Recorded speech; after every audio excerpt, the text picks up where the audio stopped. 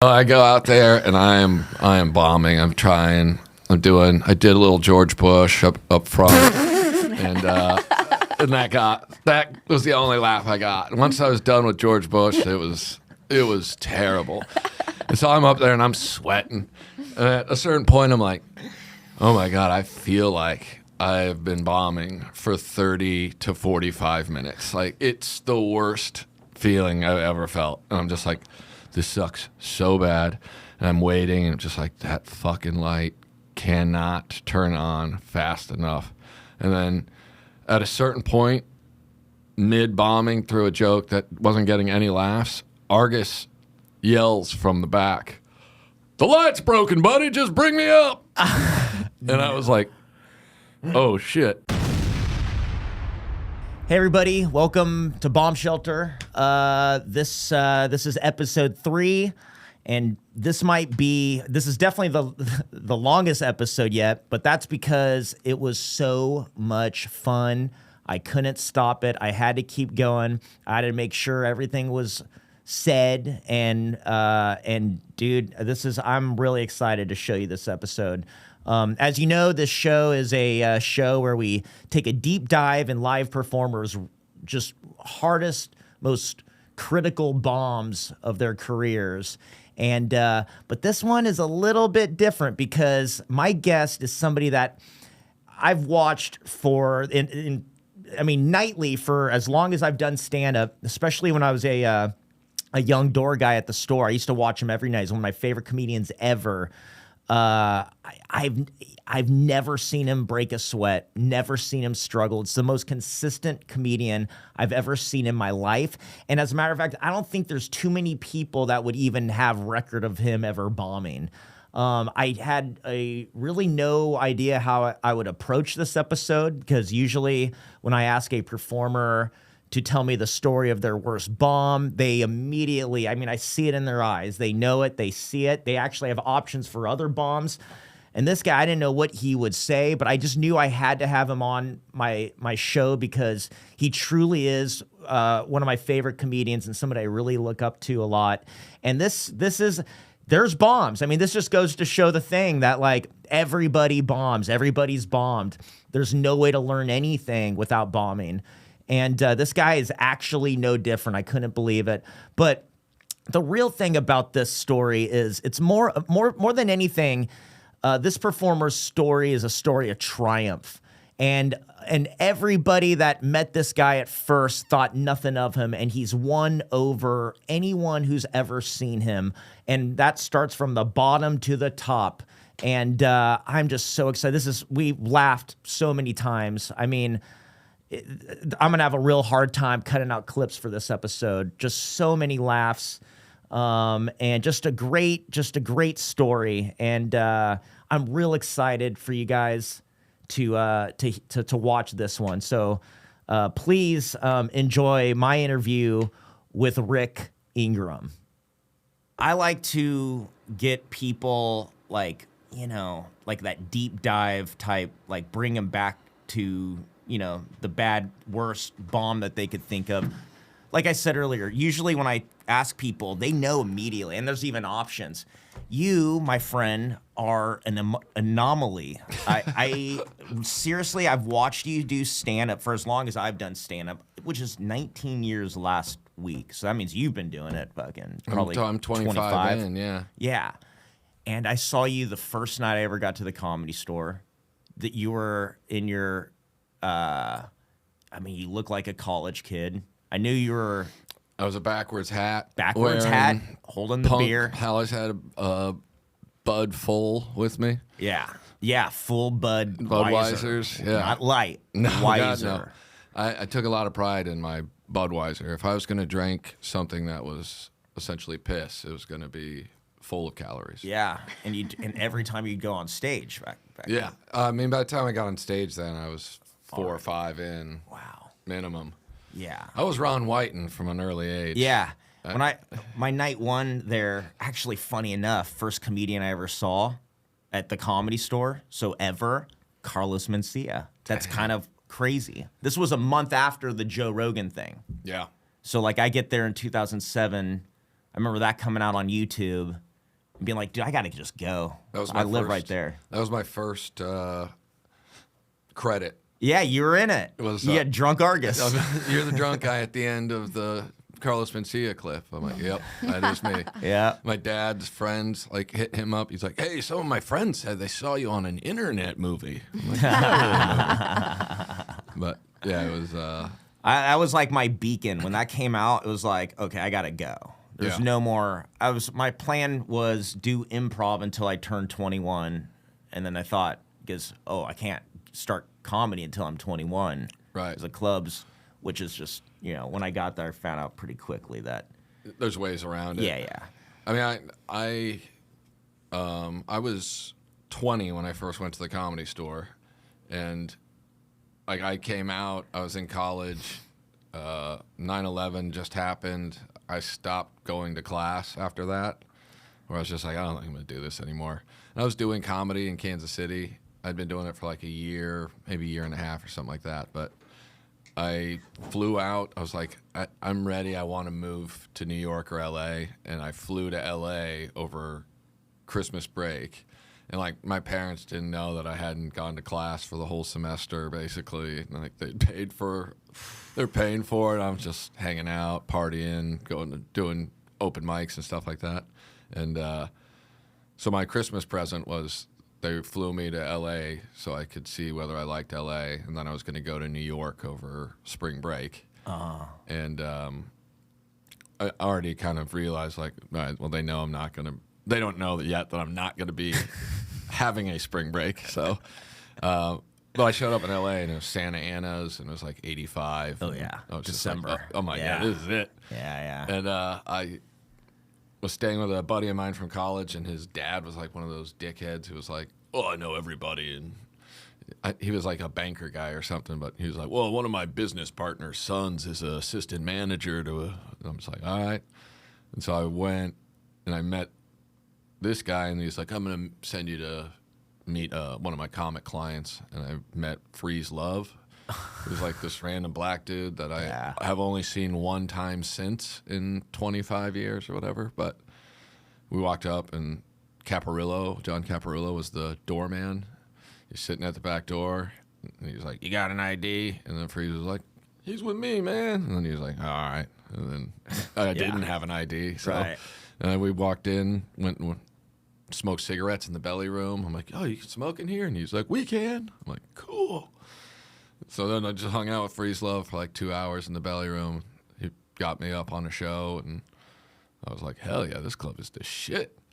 But it was all just randomly because some guy wanted to pretend like he was cool. I honestly had never even heard of the Comedy Store. Wow. I knew the Improv was out here, and that was kind of my only knowledge prior to that night.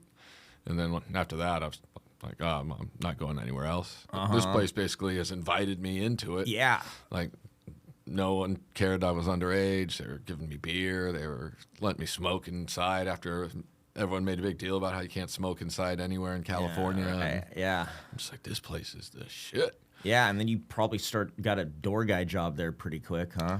Yeah, I mean, I went back home, and obviously I didn't even waste time going to New York. Yeah. And I saved up money for a while and did all that. And then I had my supervillain origin story moment. Yes. Where I walked in on my girlfriend fucking Smelly Dave. And Wolf, is it? Yeah, the wolf cock. The wolf cock. Yes. And that was my final, where I'm just like, time to get the fuck out of Dodge. You mind running through that? I love this story. By the way, just like me and Rick, it's like, I knew him from the Comedy Store, always looked up to him. He was the funniest. I mean, I'm telling you, that night when I saw you the first time, I'd never seen a comedian. I didn't know you could just be chill. Yeah. Because to me, my idea of comedy is like, these guys are my dad's age, and they're it's all professionals bits up there, and that's awesome. Yeah.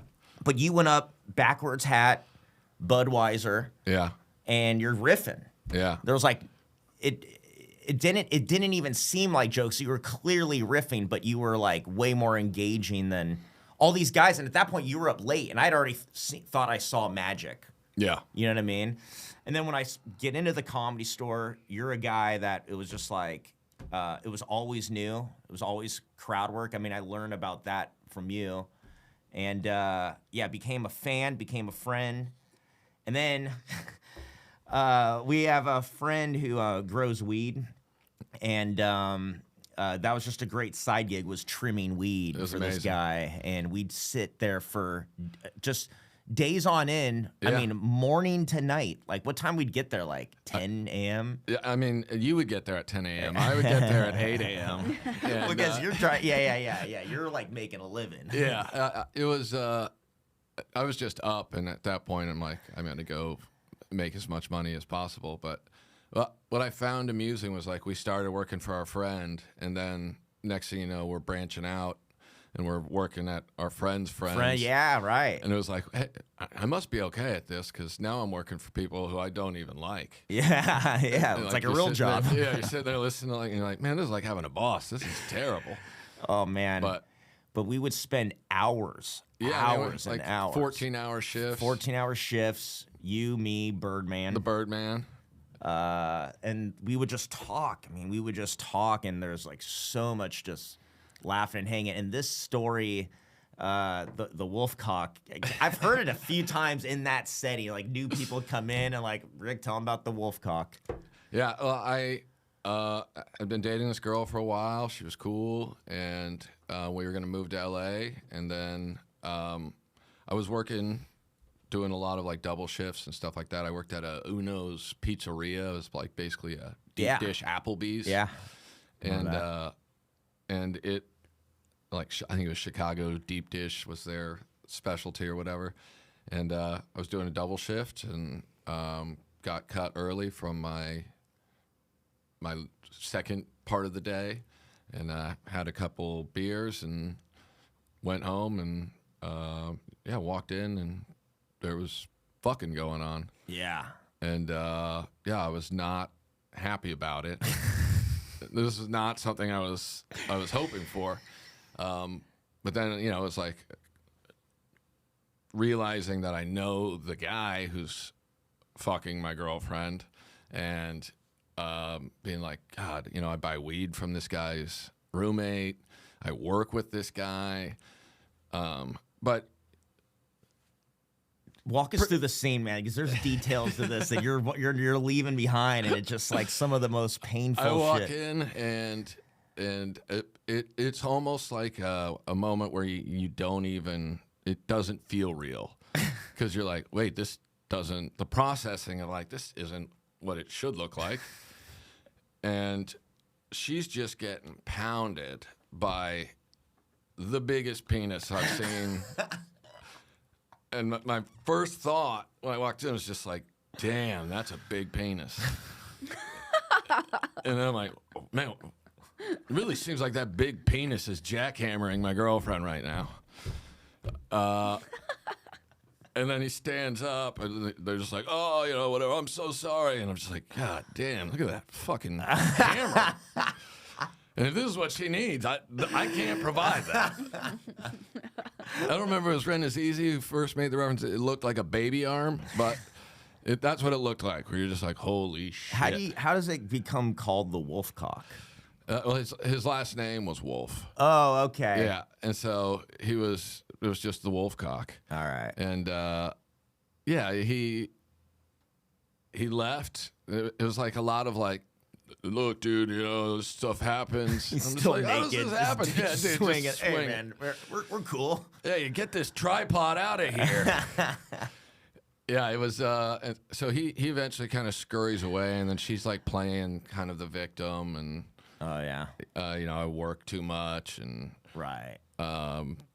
she doesn't want to move, and so I'm just kind of like dealing with that, and then there was a knock on the door because we were yelling, and I answered the door, and it was like one of our neighbors, and they were like, "Yeah, you got to keep it down. You guys are really yelling." And I'm like, "This filthy whore is fucking everybody.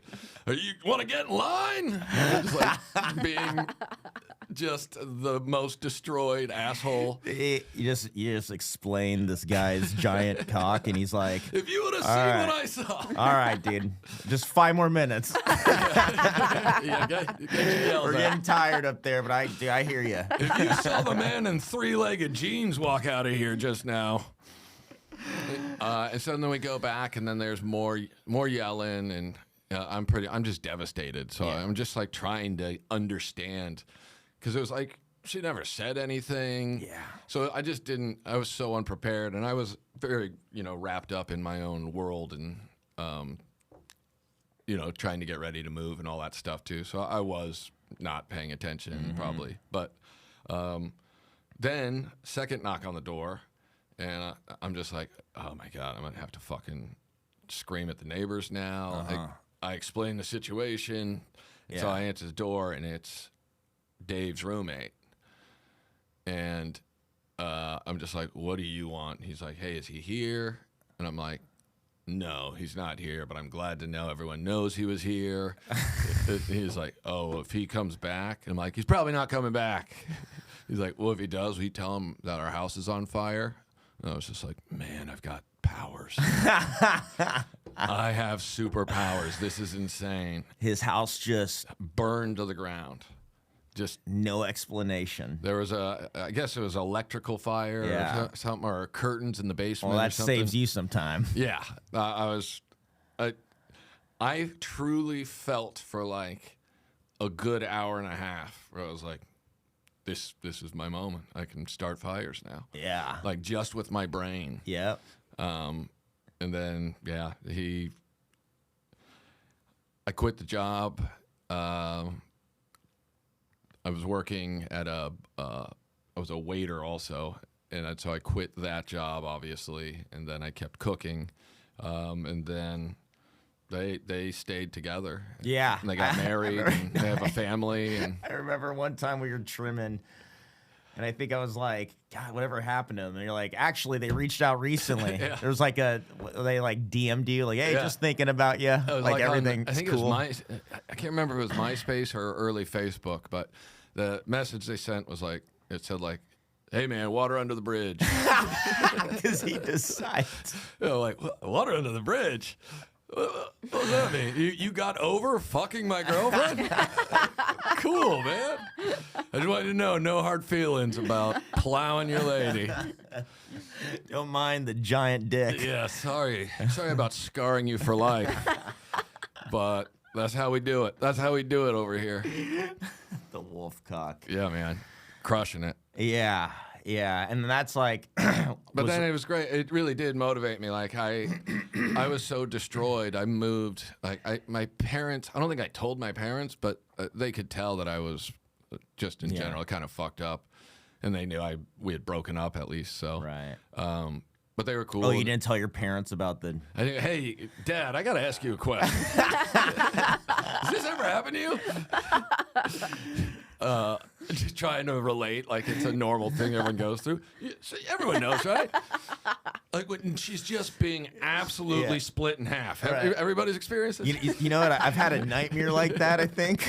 Never experienced. I've had that same nightmare for 40 years. Oh, jeez. Yeah, they seem like their life seems okay, happy, I guess. I don't know. It worked out for the best, I guess. In the end, it's like that movie High Fidelity.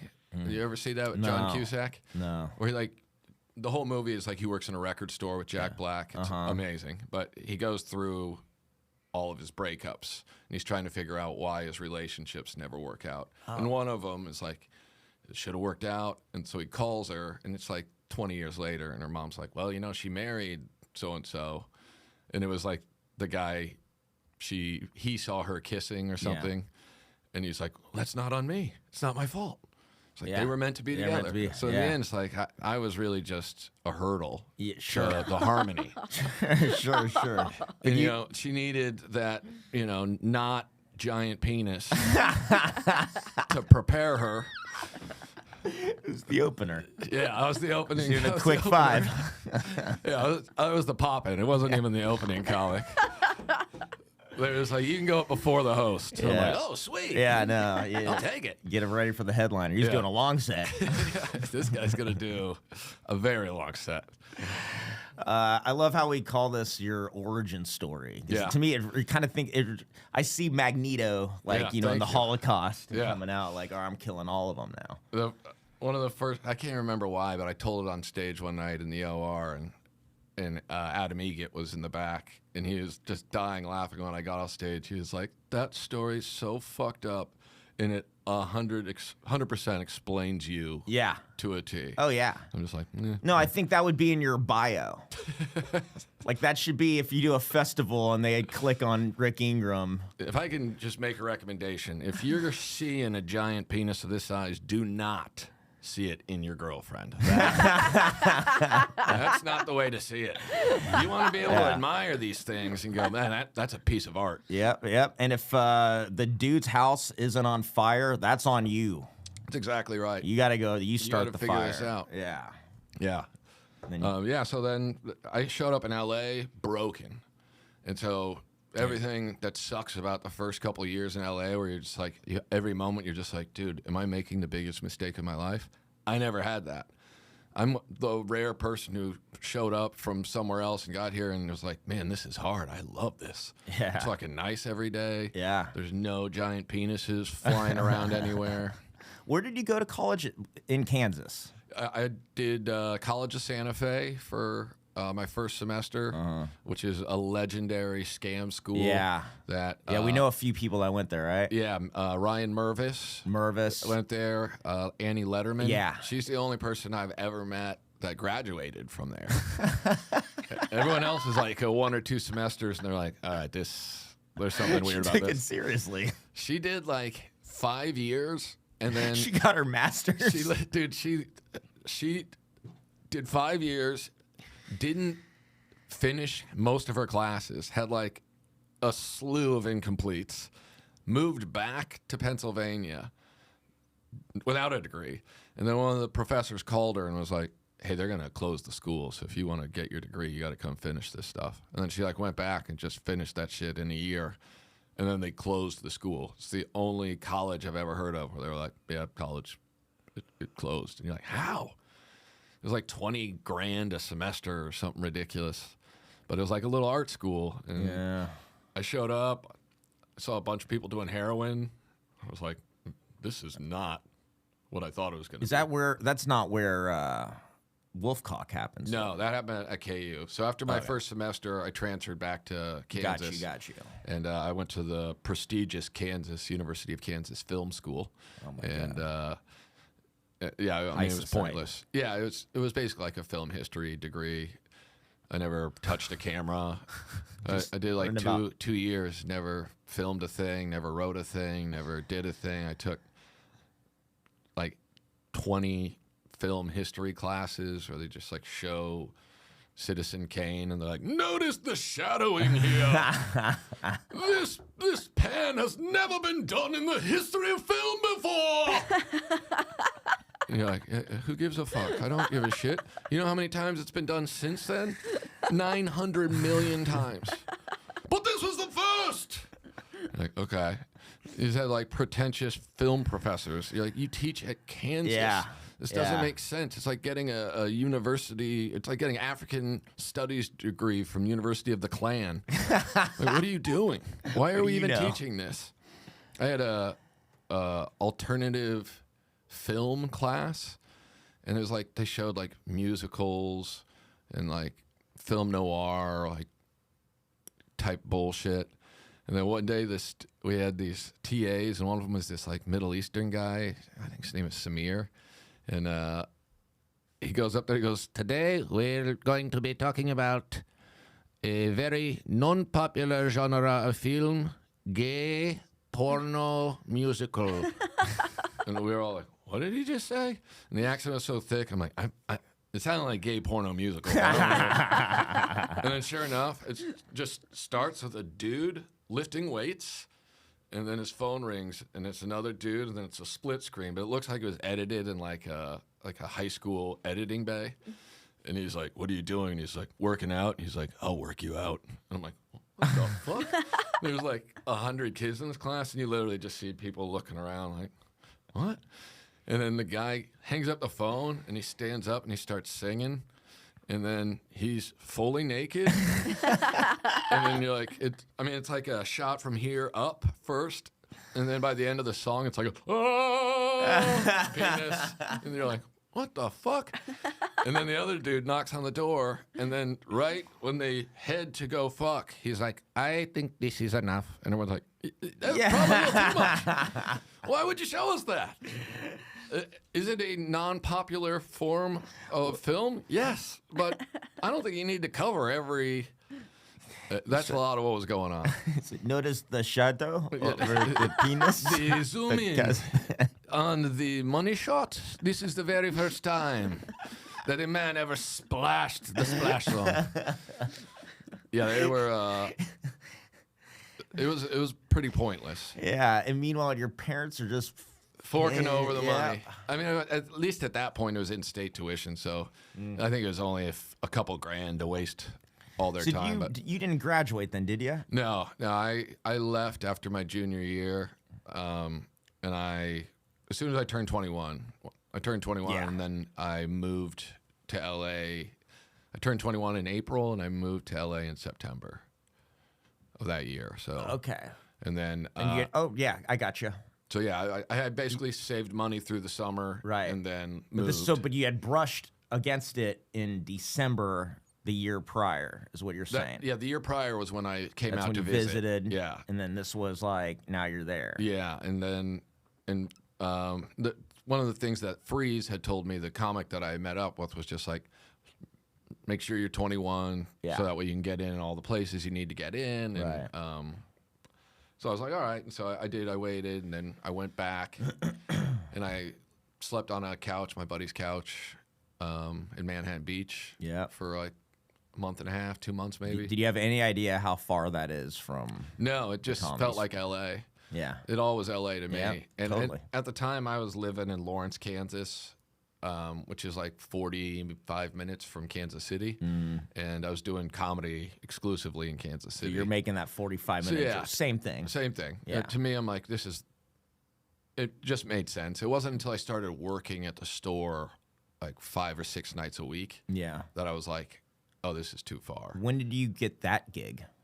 I started open mic in probably November 2002. Okay. And then by February, I would say I started working the door. Yeah. And like Steve Renazizi came up to me. He was one of the guys who was hosting the open mics pretty regularly then, was just like, hey, you're pretty funny. And I was an impressionist at the time. Yeah. So there was a lot of bombing going on at this point in my career. You do impressions so casually now. Yeah. I cannot imagine that. Dude, it was like classic comedy. It was like set up punchline. I was doing a lot of did like George W. Bush impressions. Yeah. You know, he was the president fucking shit up on a small scale, I guess, at that point. But yeah, I was doing impressions of like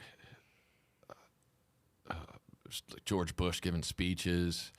I did an impression of Warwick Davis, the midget from Willow, that nobody on earth knew what I was doing. People were like, what was that? And I'd be like, you guys never seen Willow? And they're like, maybe 30 years ago. I'm like, well, if you would have seen it, spot on impression. It's on you guys. I'm killing it. You're not going to see an impression as good as this one. So that's on you. I can't remember. I think it was Ari. Someone was like, what impressions do you do? And before I could answer, Ari goes, oh, he basically does most of the Will Ferrell impressions. Yeah. Like, then you do Harry Carey? I did Harry Carey.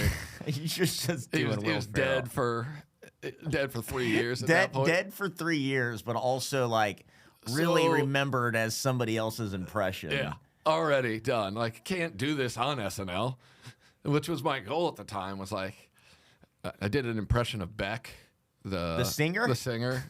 I was like, I can't. All I remember is rapping about something. It was like, it was just putting together like 5 or 6 non sequitur sentences that didn't flow to, like, didn't make sense. But I remember it ended with me being like, "in an elephant hand job." That was the only part I remember. That's funny, dude. It That would is get a funny. laugh. Yeah, it would get a laugh. How long's the impressions going on for? Because I can't imagine the boys will let you do that for too long. No, I did it for like a year and a half in Kansas City, and it just destroyed. Yeah, I would destroy. for sure. And I did like a reverend character. I was basically like an openly perverted reverend was one of the bits I would do in Kansas City. It was a lot of like blessing people and then asking them to suck my dick a little bit.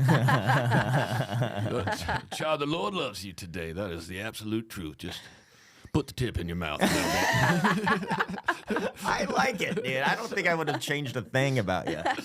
Oh, it was fun. I thought it was funny. It would do really well in Kansas City. I never did that shit. It's so funny because you're doing comedy back then like somebody who's funny, a funny guy that's like, well, this would make me laugh. But it's not at all like the stand-up structure or anything. Yeah, and also I was 19 years old at that point, and I looked like I was 15. Totally. And no one wants to see, no one gives a shit at all. Right. What someone that age has to say. Right. They just don't. And so it was like, I was trying to like make statements and stuff. Yeah. And people are just like, we don't give a fuck, dude. Oh, yeah. I was like doing political jokes about George Bush and stuff. And people are just like, dude, what do you... You're clearly high as fuck and drunk. Why do we care what you think? You don't own anything. Yeah. You never will. Yeah. I remember I felt that way in my 20s even. Just like, these people are... my parents are young, so the age to my parents' age isn't that far off. You know what I mean? So those would be the people at the shows, and I don't know if I was probably projecting a lot of this, but it was like these people are looking at me like, what does this guy got to say? I mean, I have kids his age, you know, and I do that now. I mean, I see a kid who's like in his 20s. I'm like, shut up. But yeah, and I would get a lot of like you said, like my parents' age people and a little younger coming up to me and being like, "Man, you remind me of my kid's friend." Yeah, right. I was always like, the "He's funny got kid. this friend, man. He's a real dipshit like you, man." Yeah. But it's always like, "Yeah, he's funny. He's a real asshole." When do you get past? I got past the September, maybe it's October. I can't remember now. Ari knows, but I got past. Like next year. Yeah, a year after I started doing open mics. Within a year. Were you still, how long were you doing the impressions? I was still doing the impressions. The night I got past, I had to do, I just had to do my 3-minute set to keep my employee job. So at that point, they were still doing. And you went up in front of Mitzi to showcase? A showcase to be an employee. And so she did her showcase. She showed up that night specifically to pass Ari. It was already known. Like, when I got to work, they were like, Mitzi's coming in. And it was like, oh, okay. And so basically meant like you couldn't be drunk and high. Yeah. Or she couldn't see you getting drunk and high. Right. And then they were like, yeah, she's passing Ari. And Duncan Trussell was the talent coordinator at the time. And so Duncan's like, yeah, she's coming in, man. She's going to pass Ari. It's going to be great. And Ari had showcased like 8 times or something at that point. So we were all excited for Ari because he was like that was the saying then, was Ari is our Gary Shandling. Like Mitzi won't pass him on like some principle. Yeah. And she was passing like all of his friends, people who are not as funny as him. And she's like passing people at him. Yeah. Like just as like I'm gonna pass them to not pass you. These are mind games, man. The kids now have no idea how professional the talent coordinators are. Dude, and now. The mind of a vindictive woman should never be in charge of any sort of putting groups together. But she was just torturing Ari for no reason. And like Ari would go to her house and like do stuff for her, and like he had like a personal relationship with her, and he was crushing. I watched him destroy. He would host the open mic and doing so much better than everyone performing. Sure. And Mitzi would just sit there and be like, no, he's not ready. So she told Duncan, I'm passing Ari. And so Ari showed up, and he was just like, yeah, Duncan said she wants to pass me, and blah, blah, blah. And he went up, did great. She passed him. The other people on the showcase at that time were like J.D. Shapiro and she didn't pass him at that point, and Kirk Fox, and Kirk was Paulie's buddy. He was on the showcase list because he and Paulie had just written Paulie Shore is Dead, and she passed him, and then she watched like 3 more showcasers and didn't pass any of them. And then they started doing like the employees. Yeah.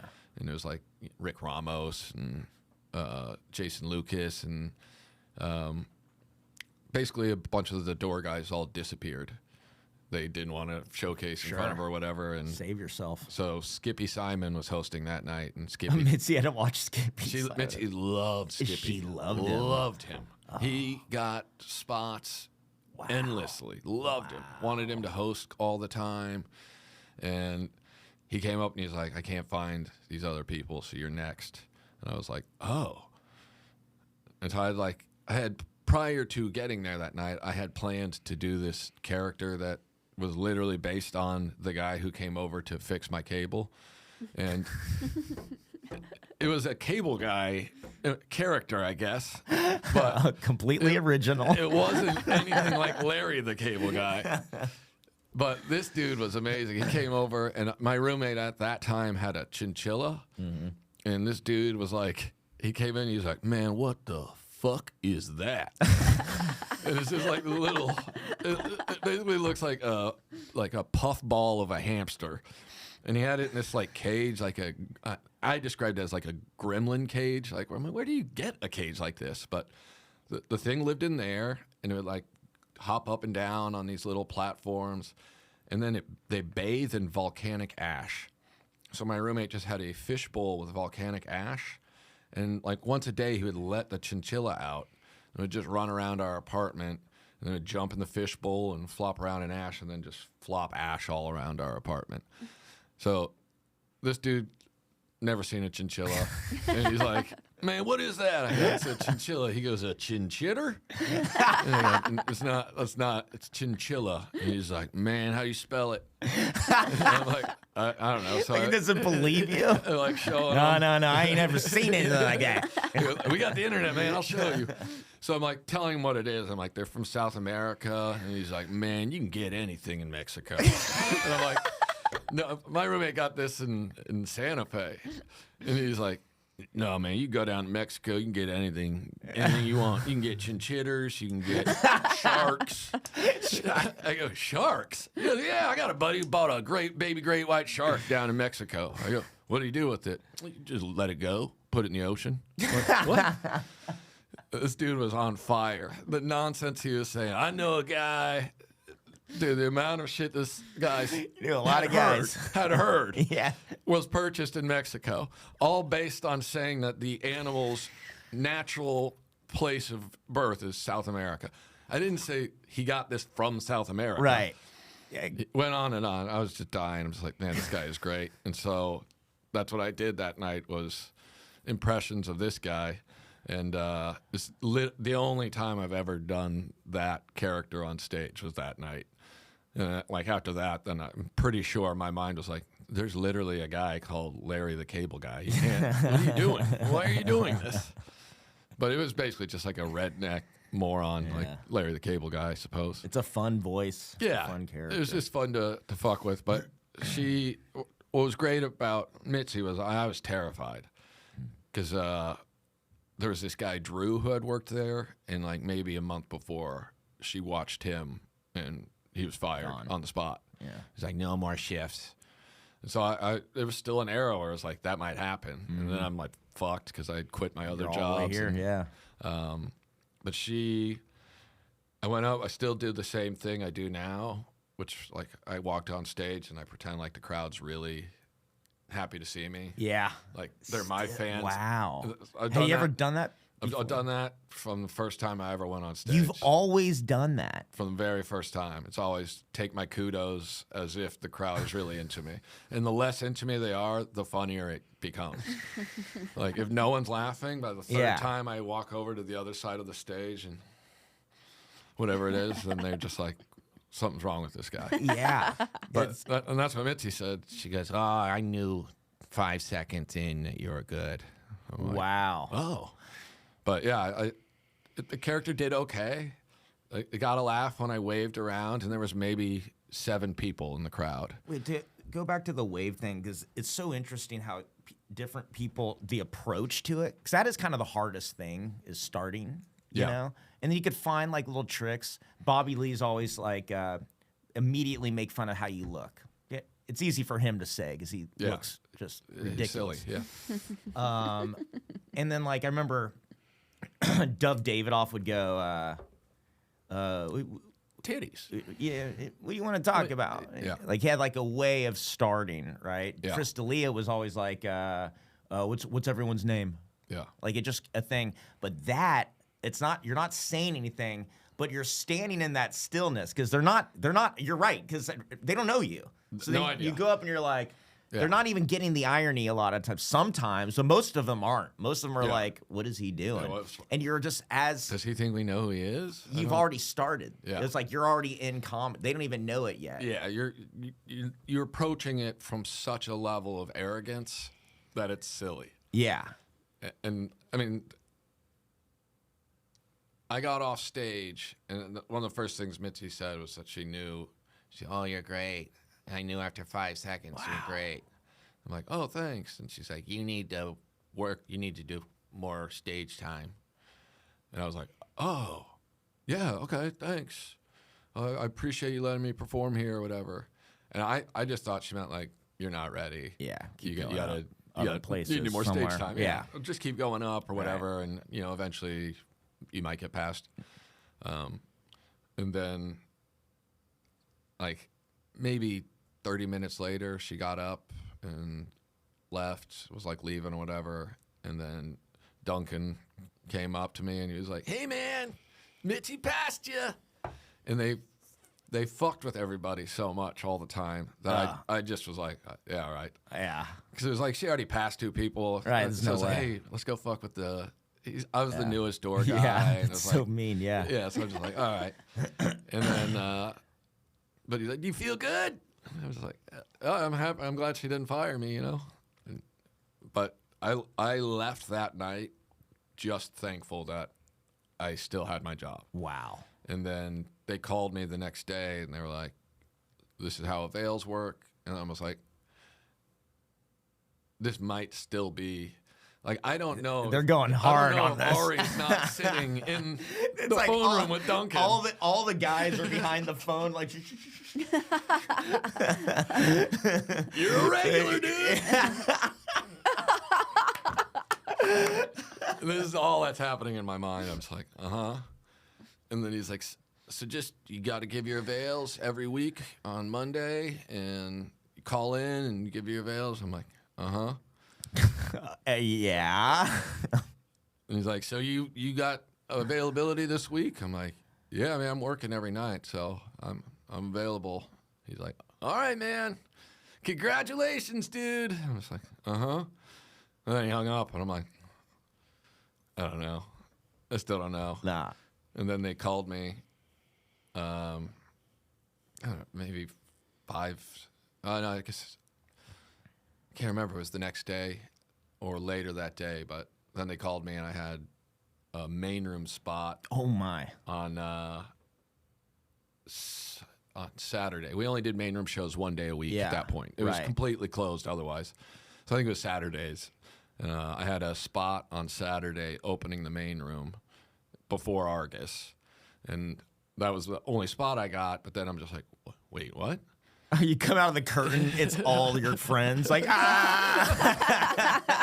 every comedian I've ever met, even the ones from Kansas City. What are you guys doing here? Freeze Love is like... We got his ass. I set this up. Your ex and Wolfcock is sitting in the he crowd. comes out just pounding her from, what the fuck? How are you carrying her with that penis? He's not even using his arms. She's just, penis alone is carrying her. Her legs are dangling. How is this? Mitzi comes in, pies me in the face. What the? You can walk? And, I'm not even sick. Wait, you were in on it? Oh, and just so you know, we set your apartment on fire. God damn it. The chinchilla. Fireball.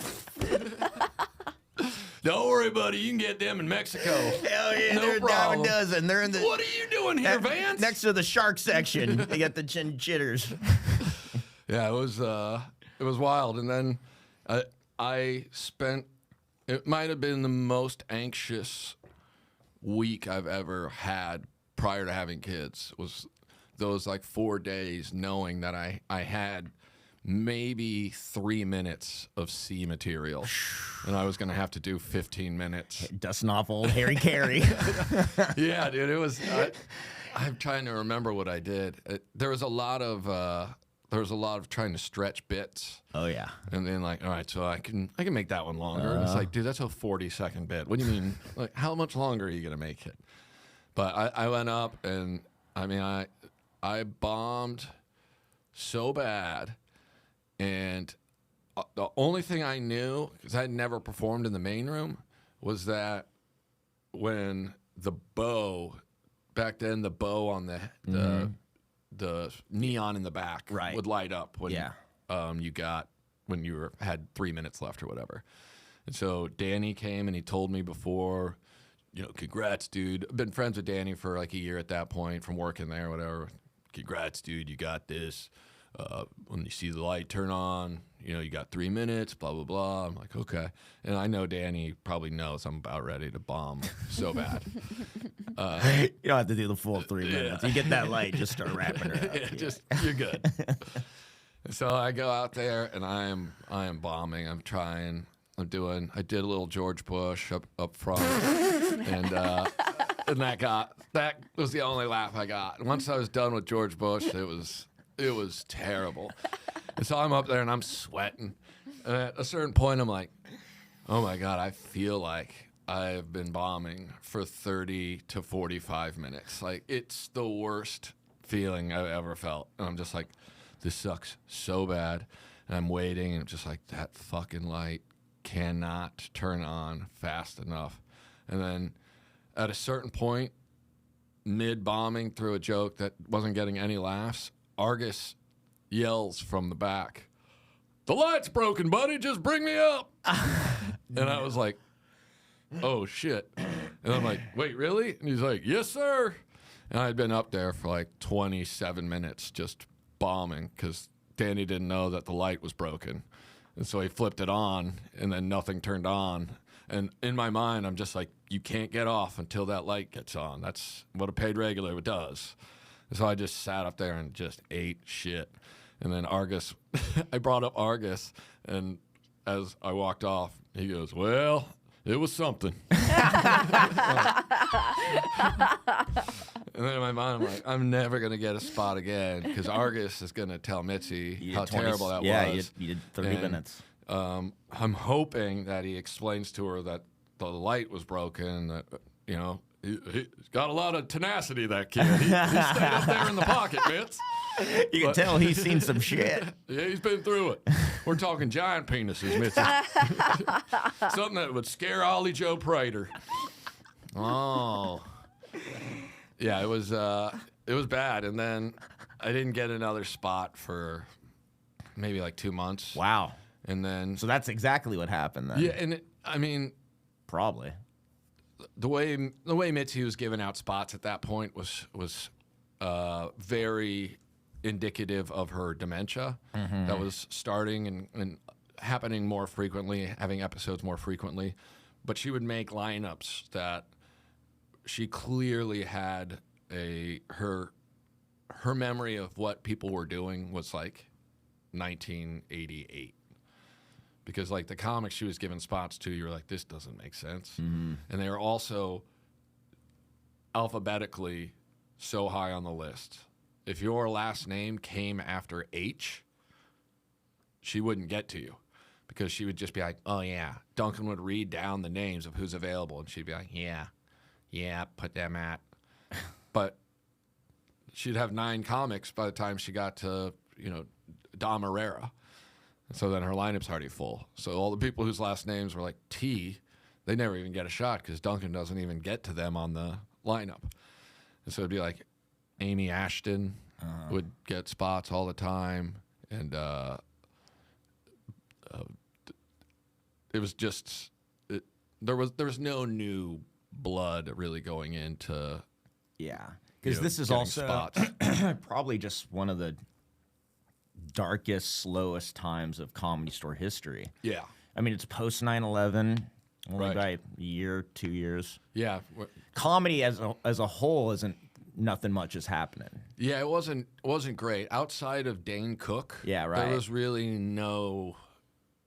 That's There's exactly no comedy It's boom. It's so funny because that's exactly what I mean when I say nothing was going on in comedy back then in that era, that mid 2000s era. What I mean is Dane Cook was the #1 comedian, and that's nothing against Dane. If anything, that shows like he made it in the darkest of times. But that's why when I think that era, it's like Dane Cook. Yeah, the Laugh Factory was the only club that regularly had a packed crowd, And that's because and he it's was because of Dane. yeah. They had Dublin's on, I think it was Tuesdays, and it was still to this day one of the best crowds I've ever got to perform for, and I was terrible. Yeah. But just like destroying with George Bush impressions. And then I had started the dudes from the Comedy Store basically were ripping me to pieces for doing impressions. So I'd started trying to like be a regular comedian at that point. I was doing bits about being from Kansas and yeah, I had a bit about going on a date with a girl and going surfing and seeing a shark and pushing her under the water as on my way to the shore. You know, clever 22-year-old guy jokes. Yeah, it was a lot of making fun of Kansas and working in restaurants. Had a lot of working in restaurant bits. Do you like who? Do you remember who? Like, was it like a collective of guys, or were there any individual guys that were that you remember that were like Rick with the impressions got us? Ari Shafir and Dave Taylor were the Yeah. the main That's two all you guys need. that Yeah. were just like, you shouldn't do these. And then I remember being like, well, you know, I want to be on Saturday Night Live, and Ari was like, do you? I was like, yeah. He was like, who do you like on Saturday Night Live? And I started like listing the people, and he was like, they haven't been on that show for 15 years. I'm like, well, yeah, but you know, yeah, I guess you're right. And then it's like, I watched an episode of Saturday Night Live for the first time in like 7 years or 6 years or whatever it was at that point. I'm just like, yeah, I don't really think that is that funny. Yeah. And I still would have loved to have done it, obviously. Yeah, But it was so similar because I mean, when I graduated high school, I was 18. A week later, I was at the Groundlings. Like, I want to be like Will Ferrell. And I wanted to be on that Saturday Night Live and have like Will Ferrell was like the funniest thing ever. Yeah, he was to great. me. And but yeah, dude, it's so funny because then you start stand up and like everything else kind of fails.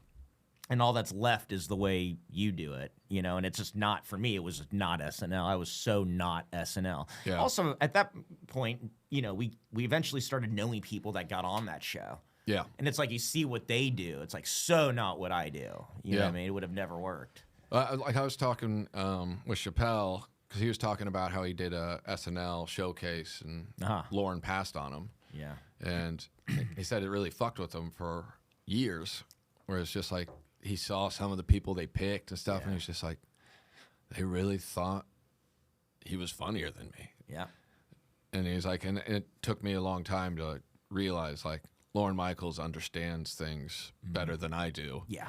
And Lorne Michaels saw me and was like, this guy is not a team player. He's going to try and steal the show every time. He's going to try and be the funniest one every skit. And that is Dave. And that's why Chappelle's show was so great. Right. Is because it's Dave being Dave, and It's all around Dave. it's all around Dave. And he gets to be funny, he gets to be silly, he gets to say what he wants, he gets to be surrounded by like great actors and comedians saying what he wants. Yeah. But he didn't have to settle, and he didn't have to change his skits and his sketches for an NBC required like acceptability. Right. And that's why his sketch comedy show was legendary, and at a time when nobody was watching Saturday Night Live. It was incredible. Great timing on that. Yeah. And all because he didn't get it. Yeah. Yeah. And then so now you're doing jokes. Now I'm doing jokes. In this era, one of my biggest bombs is from the era of me trying to do just regular comedy. And it was one of my first road gigs I ever did. I think I was 22, and Michael Wheels Parisi asked me to open for him in Anchorage, Alaska. And I was like, hell yeah. I just thought going to Alaska would be cool. And so we went, and we were performing at this, it's basically a bar, and it had a giant basement that they put a little 1 foot high stage on and a microphone. And they do comedy during the winter because there's nothing else to do in Alaska. Yeah. And so I went, and it was freezing. It was like negative 20 degrees, and but people showed up. It packed it out. It was like 120 people or something at the Shed in Anchorage. Yeah. And I went up, and it was all like oil dudes and military, and I bombed so hard the entire set. I think I had to do 20 minutes or something, and I just ate shit. And these dudes were just like looking at me. You could hear like people coughing. Like at a certain point, there's just like the clear. I'm just like, fuck, this sucks. Yeah. So I bombed so bad that I got off stage, and Wheels went up, and he was doing okay, and then he did a Sebastian bit. Which it was just like one of Sebastian's main bits that he was doing at the Comedy Store at the time, and just starts crushing. Oh shit! And then he probably did 10 minutes of Sebastian bits, and in my mind I'm like, did he write these bits for Sebastian? This is crazy. It's like the same bit. I wonder if you can just if that's allowed. Like if you write a bit for someone, maybe. Did Sebastian sell him these bits? I'm just trying to figure it out. And then he got off stage, and he was like, yeah, you got a lot of work to do, man. And I'm like, yeah, no, I know. Hopefully tomorrow's better. And he's like, you're on the road, so, you got to just do whoever's bits work. Like, what? He's like, yeah, you're on the road. It's a road gig. They're paying you. So you should do some Caparillo. I'm like, what? And he's like, yeah, do some Caparillo. Just sprinkle it in, He's crushing right now. And then I'm like, is that really how you do it? I'm like, still so, I'm just like, is that really what you're supposed to do? I've never been really on the road. And so I'm just like, really? And he's like, yeah, just try it. If it's not working tomorrow, then, just do a little Caparillo. I'm just like, oh, that doesn't feel right. So the next night I went out and I was doing my stuff, and it was actually okay. So I had a okay set. I did 20 minutes. Made fun of a couple people in the crowd. I was starting to dabble in the crowd working a little bit. So yeah, I was filling my empty space with making fun of people more, and it worked out okay. And then I went back, and I was smoking with Don Barris, and I was like, "Hey, can I ask you something?" He's like, "Yeah, what?" And I go, "When you do road gigs, are you supposed to do other people's bits?" He started laughing. He was like, "What?" And I go, "I just did a show in Alaska with Wheels," and then he just lost it. And he laughed for 3 straight minutes, and he was like, "Don't believe anything Wheels says to you ever. He's the biggest liar that's ever lived in the history." I go, "What?" We walked into the mall when we were in Alaska, and he walked into a GNC or whatever to go buy protein powder, some bullshit. And the guy working there recognized him. I'm like, oh, dang. He's like, hey, you're the comic. He's like, yeah, that's right. I'm the comic. I'm the comic who got banned from the state. The guy's like, what? He's like, yeah. My set was so outrageous last time that they banned me from the state of Alaska. And then I'm just like, what? That's not a thing. What the fuck is this guy talking about? How am I just now hearing about this? Yeah, I was like, what? And the guy's like, yeah, I don't know, man. You said you had that TV show coming out. Oh, yeah, they shelved that. He was like, oh, I thought it was kind of a funny concept. He's like, yeah. Well, a lot of people, they wanted the baritones, but... And the guy's like, yeah, that's right. Well, best of luck, whatever. And I'm like, what the fuck is going on? And so we walk out, and the mall, I go, what's the baritones? And he's like, oh, it's this show I sold. It was going to come on after The Sopranos. And it was about, it's like a parody of like, mafia stuff. And I was obviously the star. And I was like, damn, what channel was that going to be on? Yeah, we sold it to NBC, CBS, a couple different places. He sold it to a guy. I was like, what? So then I was like, oh, okay. Sharing it. Yeah, so now I'm just like, hit all the networks. Like, what? Can we each get 25%? Yeah, I'm in on that. The baritones? It's on HBO. It's on after The Sopranos, but Sure. NBC bought it? What are you talking about? Yeah, you don't mind if we borrow it for a few nights, do you? So yeah, then Don's telling me this, and I'm like, oh, all this makes sense now. He did it at the radio station, too. Yeah, well, it's my first time back since I got banned. The guy's like, what? He's just a band guy. That was his claim. He just kept saying, the show's going to be outrageous, guys. Again, this is my first time in 7 years. So that's his thing. It's always a comeback. Like this is the redemption Yeah, set. this is the first time. Oh, yeah. So then after that, obviously, my intuition was correct to not do Caparillo. Michael Wheels Parisi, probably best known for being Dice's opener. Yeah. What did Dice call his set? The Fabulous Six. The Fabulous Six. Wheels, go out there, do the Fabulous Six, bring me up. Dice. First of all, I got way more than 6 minutes. Yeah, but you got the 6 good. What are you talking about, Dice? I headline. I'm a headliner. I got hours. We're not Do talking the about 6. Do the 6. That's so good. It's so mean to him. I think we were in Ontario doing shows or something. It was somewhere local, one of the improv, Brea maybe.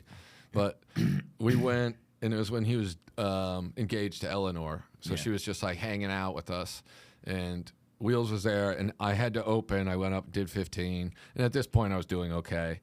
And then I brought Wheels up, and Wheels, he did like 5 minutes. And I go, hey, Wheels is only doing 5, and Dice is like, yeah. I just told him he could only do a couple minutes. I'm like, why? And he's like, I just like fucking with him. I'm like, all right. And he literally does like 4 minutes, and he gets off, and he's like, was that what you wanted? And he's like, you didn't even do the bits. He's like, I thought those were that's like my closer right now. And he's like, that's not the bit. I don't even know what he wants. So the Dice goes up, and then Wheels just fuming in the green room for like 30 minutes. If he wanted me to do specific bits, he should have just told me what the bits were, because these bits kill. All my bits kill. I don't even know what his problem is. I didn't have to do Sebastian stuff this time. I didn't have to do the raw stressful bit. It crushes in Alaska. And it did. Of course. Is that what he did? Did he do Ross? Yeah, he did the Ross. Oh, you son of a bitch. That's a famous joke. That's a famous Sebastian. Then. Yeah, okay. Well. I mean, Sebastian was nobody. He was still working at the Four Seasons. He was showing up in his waiter suit on his break, do a 15-minute set, go back to the Four Seasons to be a waiter. So no one knows who he is. And this is that he was Sebastian was opening for Dice at this point. He was Dice's regular opener. So that's how does Wheels and Sebastian doing shows together opening for Dice? At some point, yeah. I think because Wheels was his opener like in the 90s. So like by the time I was opening for Dice, Wheels would be there sometimes. Was Wheels in a robe? Am I seeing it? Yeah, that's his headshot that was hanging up in the... Was that a normal gimmick, or was that just... that was his gag. He was fat, and he'd wear a bathrobe. And he'd do Sebastian's jokes. During the bathrobe era, he didn't know Sebastian yet. So I'm guessing he was doing like Dom Herrera bits or John Panette. He had some the fat Italian jokes. At the time. Yeah, he did John Panette fat jokes. I see. It was like, I like bouncing a woman riding on top of me. She hits my stomach, goes flying, hits her head on the ceiling. You're like, your pace isn't even the same as your normal jokes. You haven't even adapted them for your style? Yeah. But yeah, so then Sebastian, the way I opened for Dice was Sebastian had to cancel last minute because he was auditioning to play the brother or the cousin of Joey. Remember when Friends had that spinoff? Yeah. So Joey came out, and Sebastian was in consideration for like one of the main parts on Joey. And so he had to stay back and do auditions. So Dice called me. Actually, Dice called Wheels. And Wheels called me and was like, yeah, you want to go to Florida tomorrow, open for Dice? And I was like, yeah. And then Wheels is like, yeah, he said he'd do it. And then he's like, yeah, I can come. And then, well, just let me know, because I'm happy to come too. And then Dice is clearly like, no, Wheels, you're not coming. But like Wheels booked all of his stuff at that point. He was like his road manager. It's like we got to the hotel in Florida, and it was not up to Dice's standards. It was a Four Seasons. It was incredibly nice. Disgusting. And Dice goes, 4 seasons? That's not 5 stars. I'm like, that's not. The rating system seasons. is not based on seasons. It's the name of. But then because of that, I got the headliner suite at the Four Seasons. Oh my God. And Dice stayed at some fancy hotel away from the Coconut Grove or whatever in Miami. But then he called Wheels and, why would you put me in that dump? It's like the nicest hotel directly across the street from the comedy, the Improv down there. You're like, what are you doing? But this is really where I started crowd working, was opening for Dice. Because I was doing my bits, and his crowd was so fucking mean. And I would be like 2 minutes into my bit, and like, you know, my dad's family is Swedish. My mom's family is Irish. That means we sunburn when we get drunk. You know, whatever the shitty fucking Last Comic Standing style joke writing was. And it was pretty terrible. But Dice's crowd would just scream shit at me, calling me gay, telling me to shut up. A lot of like, just bring out Dice, get off the stage, pussy. How much time do you do? I was doing 15. Yeah. And like sometimes it was great, and then sometimes they were mean as fuck. So you got to be his opener for. I was his opener for. I did that specific leg was 5 days in Miami, and then 2 weeks in New York and New Jersey. And it was my first time ever going to New York City, so I was loving it. But And how, like, from the beginning of that, you come out and you're trying to do your material, and it's just not with their crowd. It's just not.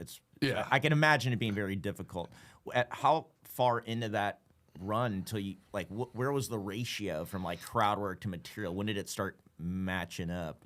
And our shows in Florida were pretty good. Like so you could I do do jokes. pretty well in Florida, yeah. Like they liked me. You know, I'm talking about white trash people and shit, and they liked that shit. And then when we got to New York, we did shows at the Stress Factory in New Brunswick, and the only way I can describe a Dice crowd in New Jersey is like it's still 1987. Hair's feathered, denim is in abundance. It's like you look at the crowd and you're like, holy shit, none of these people have adapted since 87. Like 87 was their peak, and they're just like, this is it. We're going to Dice shows. We're wearing Canadian tuxedos. it's not broke, don't fix it. So they were not kind. There was a lot of like, you know, calling me the F word and like, just like hitting me hard, where I'm just like, okay. And then Dice was like, you can't.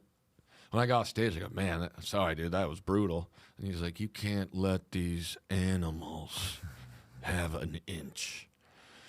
They start yelling, you shut them down. And I go, I just didn't want to like get into a fight before your show. And he was like, I don't want to have to tell them to shut the fuck up. Yeah. That's your job. Yes. I was like, oh, okay. And I honestly was so scared that like I was going to get into a fight, and then Dice was going to be like, what are you doing? Do your jokes, joke boy. But instead, he was basically just like, open season, you gotta, like, I expect you, if someone calls you, you know, a queer, that was used a lot. Where I'm just like, what? Who says queer like that? It's like, you fucking queer. And I'm like, what? You gotta shut it down. And I was like, all right. And so then the next show I did, I went out there, some guy yelled something at me. I made some joke about, oh wait, is that the guy who was sucking my dick before the show? Classic. And then the crowd's like, yeah. I go, yeah, I thought it was. I recognized those disgusting lips anywhere. And then from that, I'm like, okay, this is a different thing. Because then I'm doing that and I'm getting great responses. I'm kind of like, this feels good. But a normal crowd isn't the same as a dice crowd.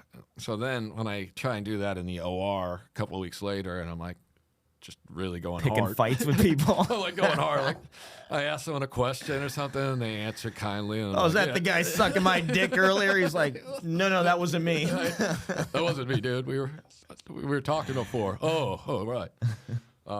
Yeah, and I started doing that more. Like Freddie Soto, I remember telling me like, "This is funny. Yeah, this is funnier than what you're doing." And people just kind of were encouraging. They're like, hey, that was a great set. It was like the first time I ever heard anyone say that shit. Like, oh, dude, that was so funny, man. And up until that point, I had to hear a lot of people being like, you're so much funnier off stage, which always feels terrible. Yeah. Because then you're just like, oh, how do I translate that? It's like, dude, you're so funny off stage. You should never tell those jokes again. You're like, oh, but I wrote those jokes. Like, what do you mean? Should I go back to my impressions? Yeah, you ready for Bush more? up to these days? Yeah, come on, guys, let's talk about it for real. Yeah, it was a shit. It was a pretty big shit What was show. the learning curve once you start, committing to crowd work? It took me about a year and a half, maybe 2 years, to where I was consistent. And I just learned like the rules of like things you can't do and things you can't say, lines you can't cross with specific people. And then just kind of playing with that, knowing what you have to tiptoe around. I mean, there's just like little things that it took me a while to figure out, where it's like you can't be mean to a woman unless she's being loud. And then you can be the meanest you've ever been in your life to someone, and the crowd will support it. Yeah. But like if you just are crowd working a random woman sitting in the crowd, they're going to take her side and you look like a dickhead. Yeah.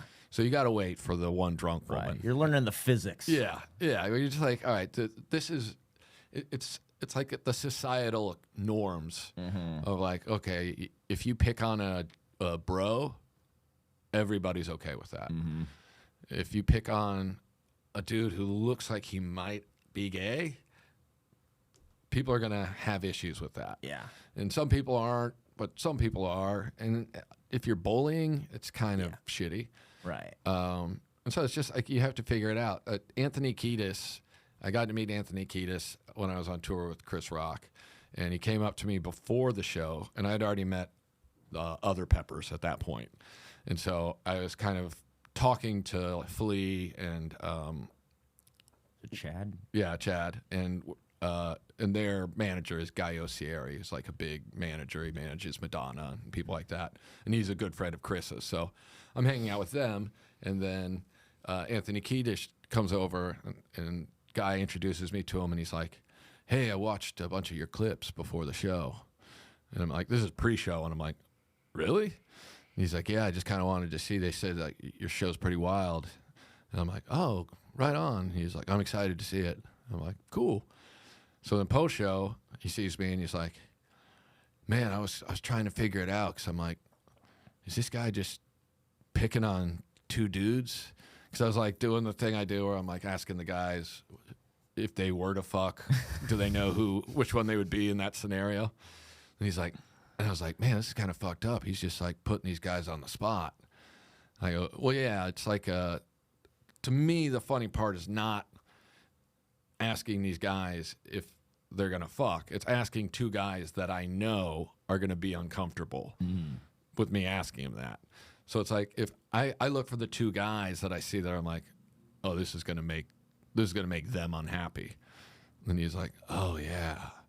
And he's like, because none of the people you asked actually were gay. Right. I'm like, yeah, it would be weird if I'm like, hey, you guys fucking? And they're like, yeah. You're like, Anthony Kiedis, have you ever heard of comedy? Are you familiar with irony at all? Yeah. Do you know about misdirection? So those guys are definitely not fucking. Is that what you're saying? Got it. Yeah, he was so weird about it. He was just like, he wanted to know why why I would do that. Yeah, he had to like understand it. He's like, it seems like you're trying to get dudes to fuck. Is that your thing? Yeah, that's my bit, man. Listen, I met Barry Sobel a long time ago. He's like, dude, Anthony, I don't know if you've listened to your music, but nobody's getting guys to fuck more than you. Especially in California. Yeah. These guys, they work it in no matter what. When do you like let go of any kind of like jokes and just like fully lean into the crowd work thing? Probably I was doing it by the time I was 25. So maybe another year, and then I was fully just crowd working. And I was getting such a better response on top of like my fellow comedians like giving me positive response. I liked watching the back of the room fill up. Yeah. Like when I would go up on stage and then suddenly I'd see like 6 or 7 comics all come in and sit down. I'm just like, okay. Yeah. That's all right. That feels good. Yeah. Like they want to see what's going to happen.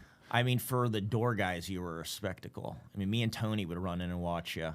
Yeah. And this was like, when I was thinking, when I knew you were coming to town, I was like, I have to have you do this show. So he's one of my favorite comedians. He totally would do it. But then they're like, but my show is all about bombing. I could not imagine. I've never seen you struggle, dude. As a door guy, I've watched hours, and I've seen all the best people struggle. Yeah. I mean, as good as they are, some of them are wildly successful. You're like my Khabib.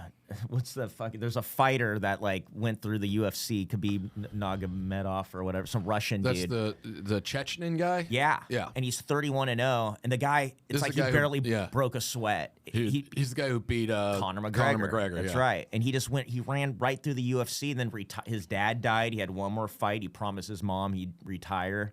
And he just retired nice and young, completely unscathed. It's like you reminded me of that. Like, I can't even think. I remember the worst I probably ever seen you do was I walked into a main room and you only had like 5 people laughing, but that's because there were like 4 audience members and the door guy were in there. Like, there's never been like a thing where like I had to worry about you. So having you on this show, I was like, I don't even know what he's going to talk about, but I always thought the origins of like you finding your thing with the crowd work. Because I remember one time I asked you how to do it, and you said you briefly just, it was the long and short of it. All you said was, well, I had to learn who not to talk to. Yeah. Like you could sense in the room, it's like, well, this guy's going to give me nothing, but this fucking guy. Well, and also like people are like, how do you know who to pick? And I'm like, you just don't think about it. But like, if I do a 15-minute set, there's at least 4 times where I start talking to someone and within 10 seconds realize it's a 0, and I move on. I don't even address it. I may act like I'm distracted by someone else, or I call back to someone else that is funny to make fun of. And then you just clean slate it. Did that window get shorter when you're like talking to somebody and you're like, oh no, that guy's not going to be able to move quick? You can like, just tell. Try to get as much as you can, and then like, It doesn't take long at this point. I can just kind of read their face to know whether it's going to be like, if someone looks terrified, I just move on immediately. I don't want to make someone feel uncomfortable or whatever. Sure, it is. because that makes everybody. It's like contagious. But there's a lot of easy targets, and there's a lot of people that you can kind of go with, and you can respond with, like with guys especially. You can kind of fuck with them, and then you can see, I would say a quarter of the time, the guy looks kind of mad. And that guy, you can push his buttons the most. Right. And you can always pull it back if you need to. And every guy in the world is the easiest play of all time. You can say whatever you want about him, as mad as he gets. Right before that moment where it looks like he's about ready to punch you in the face, you throw it back so that he has to choose whether he's cool or not. Yeah. And you go, you know what? This big dick motherfucker, he's not offended. This guy doesn't get offended by anything. And that's after a few minutes of just going, rapid fire. So now this guy's you like, make him feel cool. Yeah, he's got like that feeling of like, well, one, I don't want to not be cool, but also he just said I have a big dick. And the room senses that. Yeah. Like the room could sense his anger at first, which becomes like kind of engaging. Like yeah, everybody's like, oh shit. And then like right before they're gonna feel bad, it's like he's the hero. Yeah. And it's like, totally, now we're locked in and they completely trust you. You say horrible things and you go, that's what I would do. I respect this guy. You also take this approach where you are the joke. Like anything that you're making fun of, it's not always like you just shit on the thing. You do. Yeah. It's like you could say something like, oh, and then you could be like, oh, well, that's terrible. They're terrible. Yeah. But then when you explain what's terrible about the thing, you are the thing. That's like your impressions. Like you jump into the thing you're talking about. Right. Which it's almost like playing the fool. I love it. That's exactly what I'm doing. Right. And I it's play like dumb every time. you play dumb every time, but the thing is you're so not. Because I think the thing that really works on your side, it's when I think about your comedy, it's like age-old thing where knowledge is power.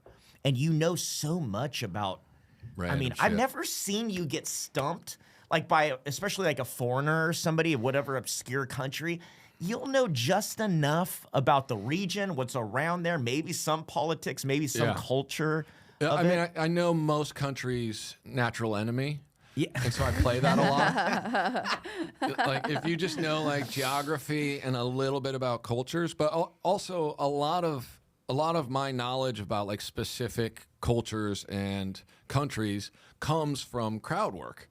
It's from meeting people. I never in my life would have met people from all these different countries under any circumstances other than talking to them in the crowd.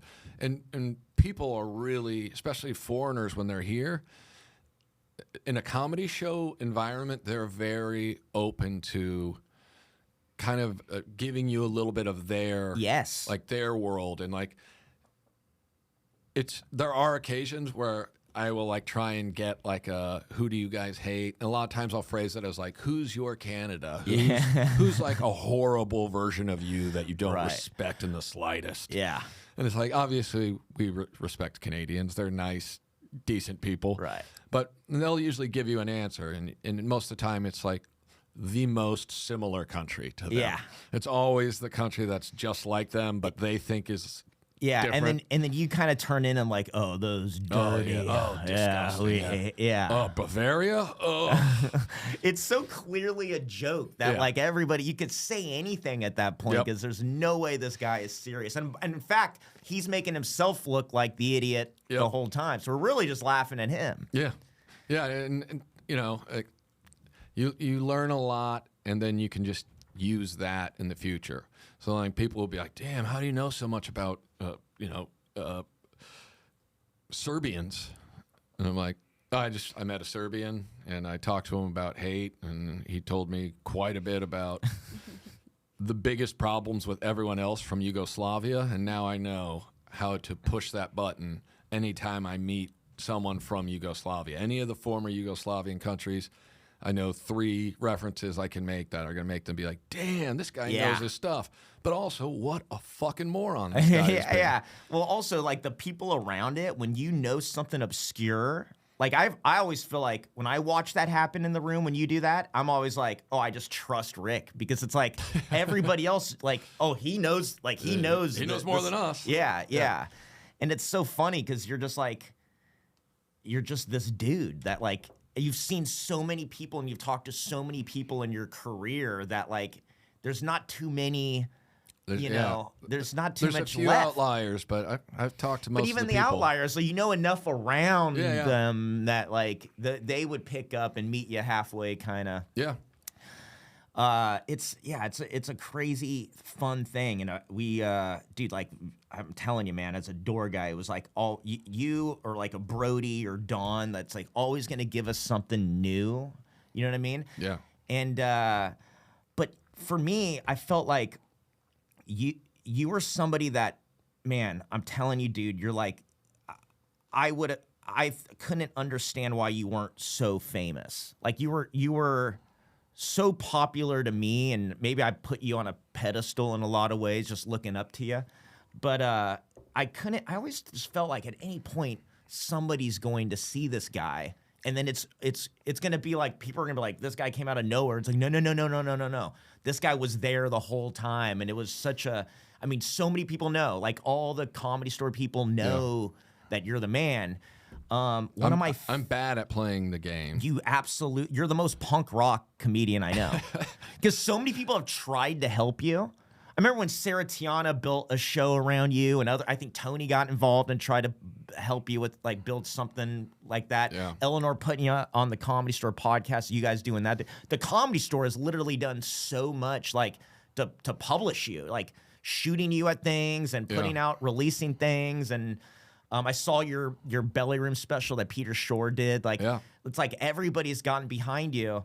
And this is why this one of my favorite stories in showbiz. I've tried to tell this many times, and like I know that this is a podcast or a show about bombing, but this, man, I knew when I was going to have you, I needed you to explain this, because it's really just about triumph. Like we'll pivot. Like this is like one of my favorite things. But if you could just walk us through the night and you know, like give us the year and give us how far after, you know, like when you meet Chris Rock, you know, at this point you are, this is what, 2019 or 2022.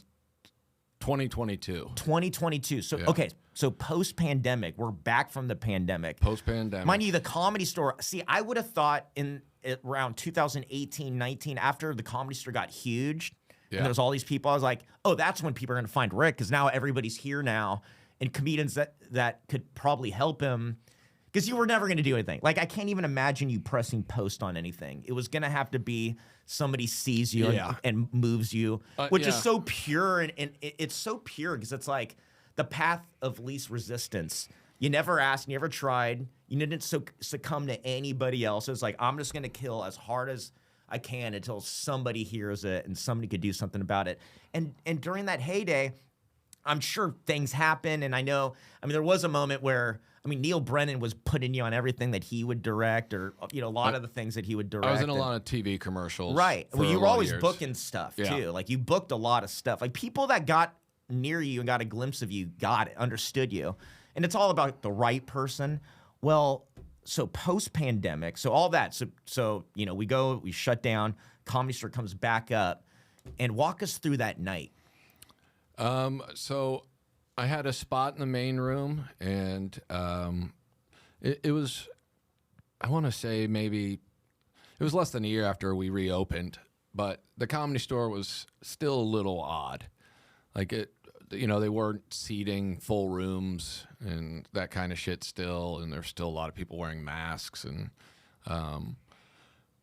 but we were open at least. And so I got there. I was hanging out in the back, you know, a parking lot, whatever. And at some point I looked over and Chris Rock was walking through the parking lot. And so I opened the rope. Yeah. So he could walk through. Didn't even acknowledge my existence. Walked straight into the club. I was just like, well, looks like we're getting bumped. And just kind of accepted it. And then I said something to Emily LaFord. Mm-hmm. I was just like, are we getting bumped? And she's like, no, he just said he's here watching comedy. And I was like, oh, that's weird. But I was pumped because then I'm like, sweet. I thought, you know, if someone of his caliber shows up, he can do an hour and easy. Yeah. And everyone will be elated about it, obviously. So it's just like, all right, my set might not exist. But yeah, they said he didn't want to go up. And so then I went up and I did my set. It was normal. I followed Eric Griffin. Didn't honestly think anything about it. I walked off stage. I was hanging out in the parking lot, and Chris walked out, and he did a full look around, and then we made eye contact, and then he started pointing at me, and I was like, oh, fuck. I don't know what the fuck that means. And then he was like, damn, man. And then I was like, oh, hey, what's up? And he was like, man, that was so good. And then Griffin was standing out there, and he was like, oh, yeah, man, Rick crushes. And he was like, yeah, you guys are fine. And then he walked past him, and he walked over to me, and he's like, that was really impressive, man. He said, he goes, I really genuinely hate crowd work. but that was something. That you might be one of the best to ever do that. I was just like, damn. But I mean, I like the levels of like confidence that I was feeling from them. I'm just like, damn, that's awesome. This is like one of my comedy icons. Me too. Where I'm just like, Bring the Pain made me want to be a comedian. Mm-hmm. Like that was the first time where I was ever like, oh, this is. Well, it's interesting because you're such an SNL guy and wanting to be on SNL. That guy did it kind of reverse. I mean, he starts off as a stand-up, but then gets on SNL, doesn't really work out there. And then the thing that, you know, he got pushed out only to be what he was supposed to be was this great stand-up. Yeah. Like that Bring the Pain wouldn't have happened if SNL worked out. Yeah, if SNL would have worked out better, and it also wouldn't have happened if he didn't have the notoriety from being the guy on SNL. Right. He had just enough. Now I could sell a few tickets. He could headline. He could tour. SNL gave him a white audience to add to audience he already had. Mm-hmm. And so it was like, it just kind of, it gave him more opportunities, I would say. But then his stand-up was just so unbelievable then. It's so ridiculous, and the commentary is amazing in it. And for that era especially, it was like his OJ bits and how outrageous that shit is. Yeah. I just remember laughing so hard. Oh, he's like, $20,000 a month for food? That's a lot of extra cheese on a Whopper. I just remember being like, that's so funny. I'm not saying he should have done it. I'm saying I understand. It's so ridiculous. When was the next time you saw him? So yeah, I talked to him maybe 5 minutes or something, and then he left. And then the last thing he asked me, he goes, who do we both know that has never told me about you? And I go, what? Like, who would know about you? What if his like, friends would know of about our mutual friends? I go, I mean, I'm buddies with Spade and Neil Brennan. He was like, Spade and Neil Brennan, interesting. I was like, yeah. And they left, and then everyone was like, man, that's cool, man. I'm like, yeah, that was great. And then I didn't hear from him for a while, and then I saw him maybe twice over the next month and a half. Yeah, like at the hanging store. around, hanging around the store. He'd always say hi, just kind of talk for a minute casually or whatever, and then one day I got a call, and it said private number, which is I had never gotten a private number phone call before, so I'm just like, that's kind of weird, and I didn't answer it, and then it called back immediately, and then I answered, and he was like, Rick Ingraham. I was like, yeah. And he was like, hey, man, it's Chris Rock. And then in my mind, I'm like, is this Freddie Lockhart?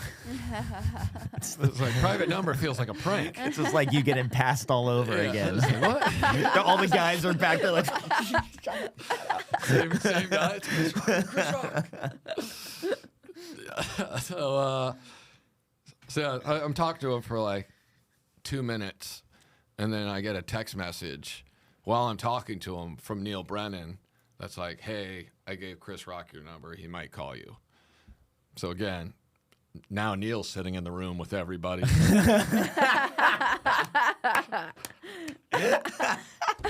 Send. And so I'm talking to him for a few minutes about stuff, and he's like, he goes, at one point, my son comes running in, because I went upstairs once I found out who I was talking to, and I just told Corinne, I'm like, you got to watch Ethan. I went upstairs, and at some point, Ethan comes in to the room, and he like asked me a question about something, and Chris was like, who the fuck was that? I go, oh, that's my son. He's like, you got kids? I go, yeah. And he's like, wow. Yeah, didn't expect that. And he's like, no, I mean, from your set, you just seem like you're probably just like a miserable person. Okay.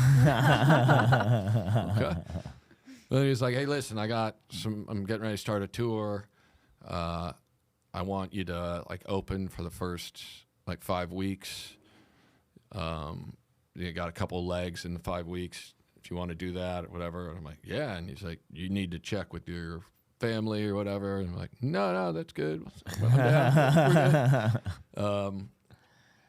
So yeah, and then he just he was like, all right, well, I'm going to have,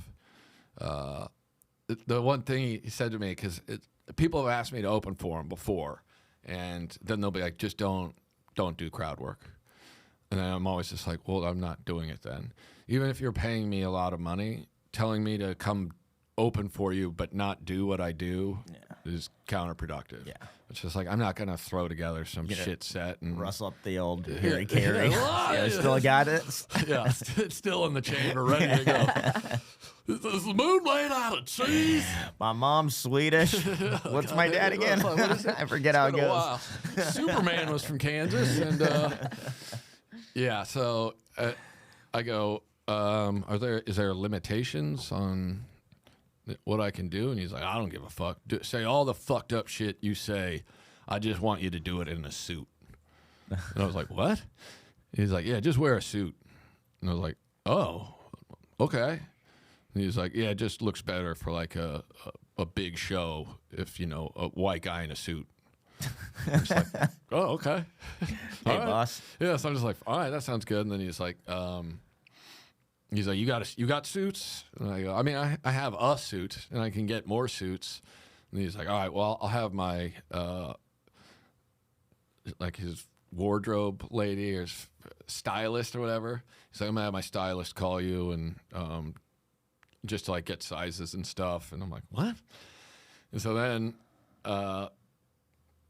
his stylist calls me, and she's just like, just buy suits, and that's all he wants. I don't know why I'm involved. Oh, so I'm not getting a free seat. Hey, thanks for the call.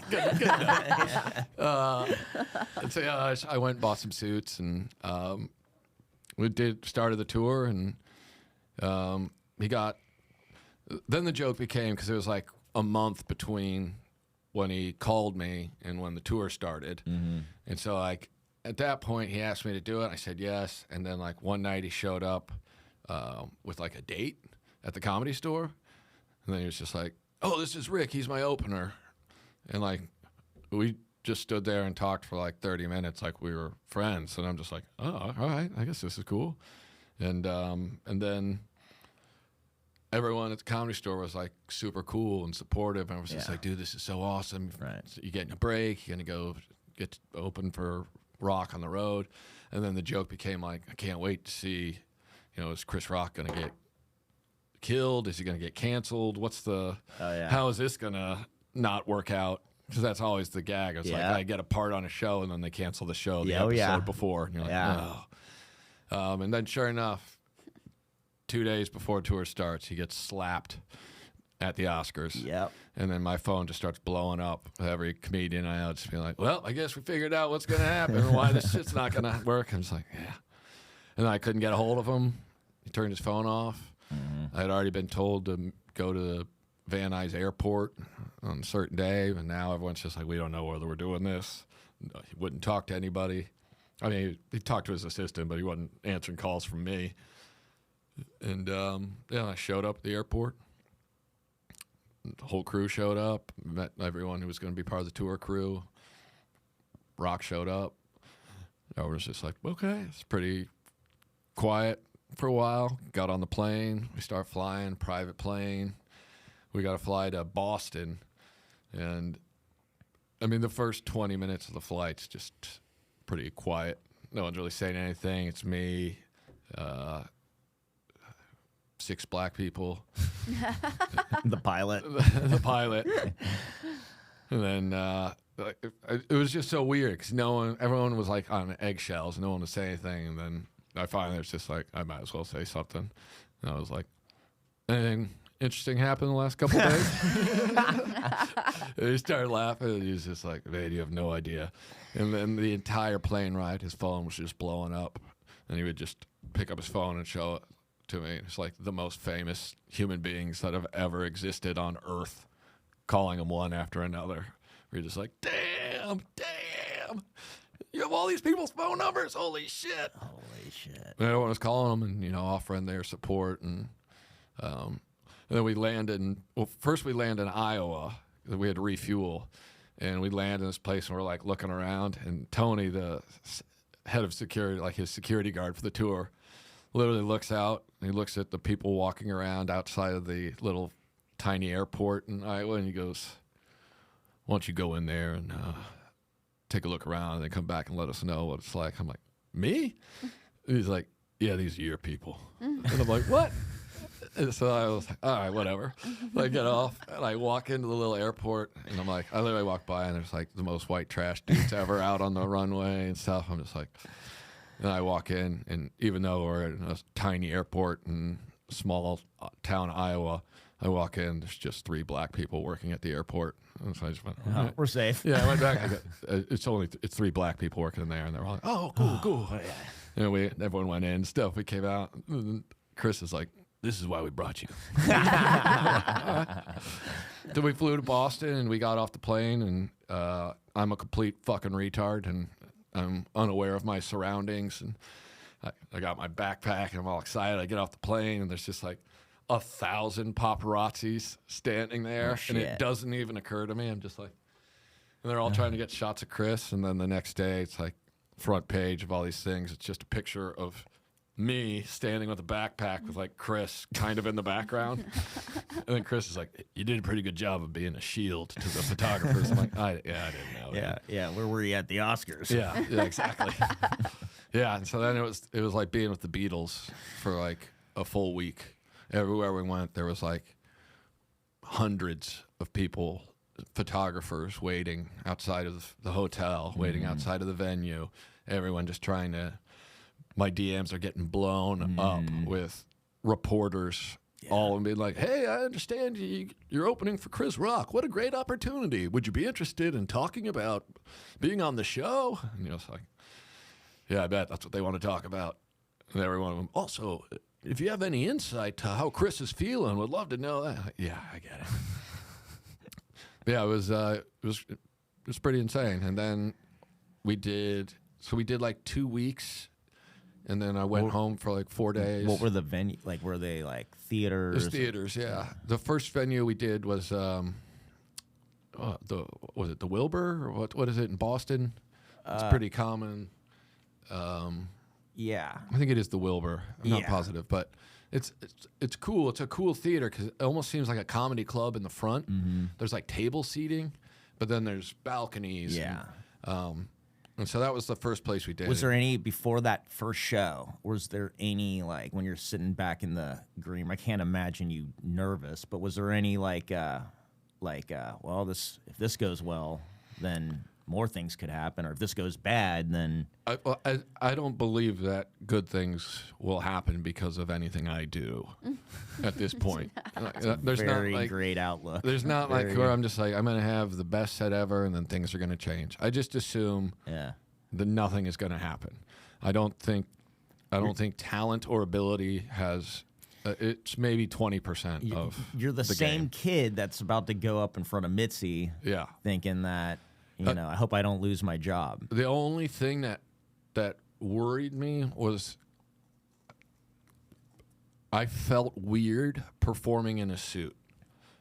The first time I did it, because I've never performed in a suit, and it seems weird.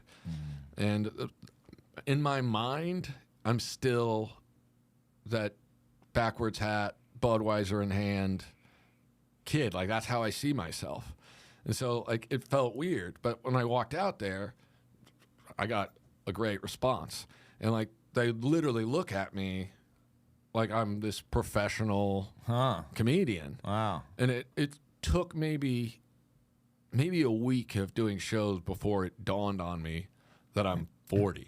But, like, I should realistically wear suits and do things like that. It's not abnormal. Like, when I started, in my mind, it's like, dude, who's gonna wear a suit? Argus, Frasier? Like, what are you talking about? But then it's like, wait, those guys they're 40 or 50 when I started. Like, it makes sense for an adult to wear a suit sometimes. Yeah. And then I liked it.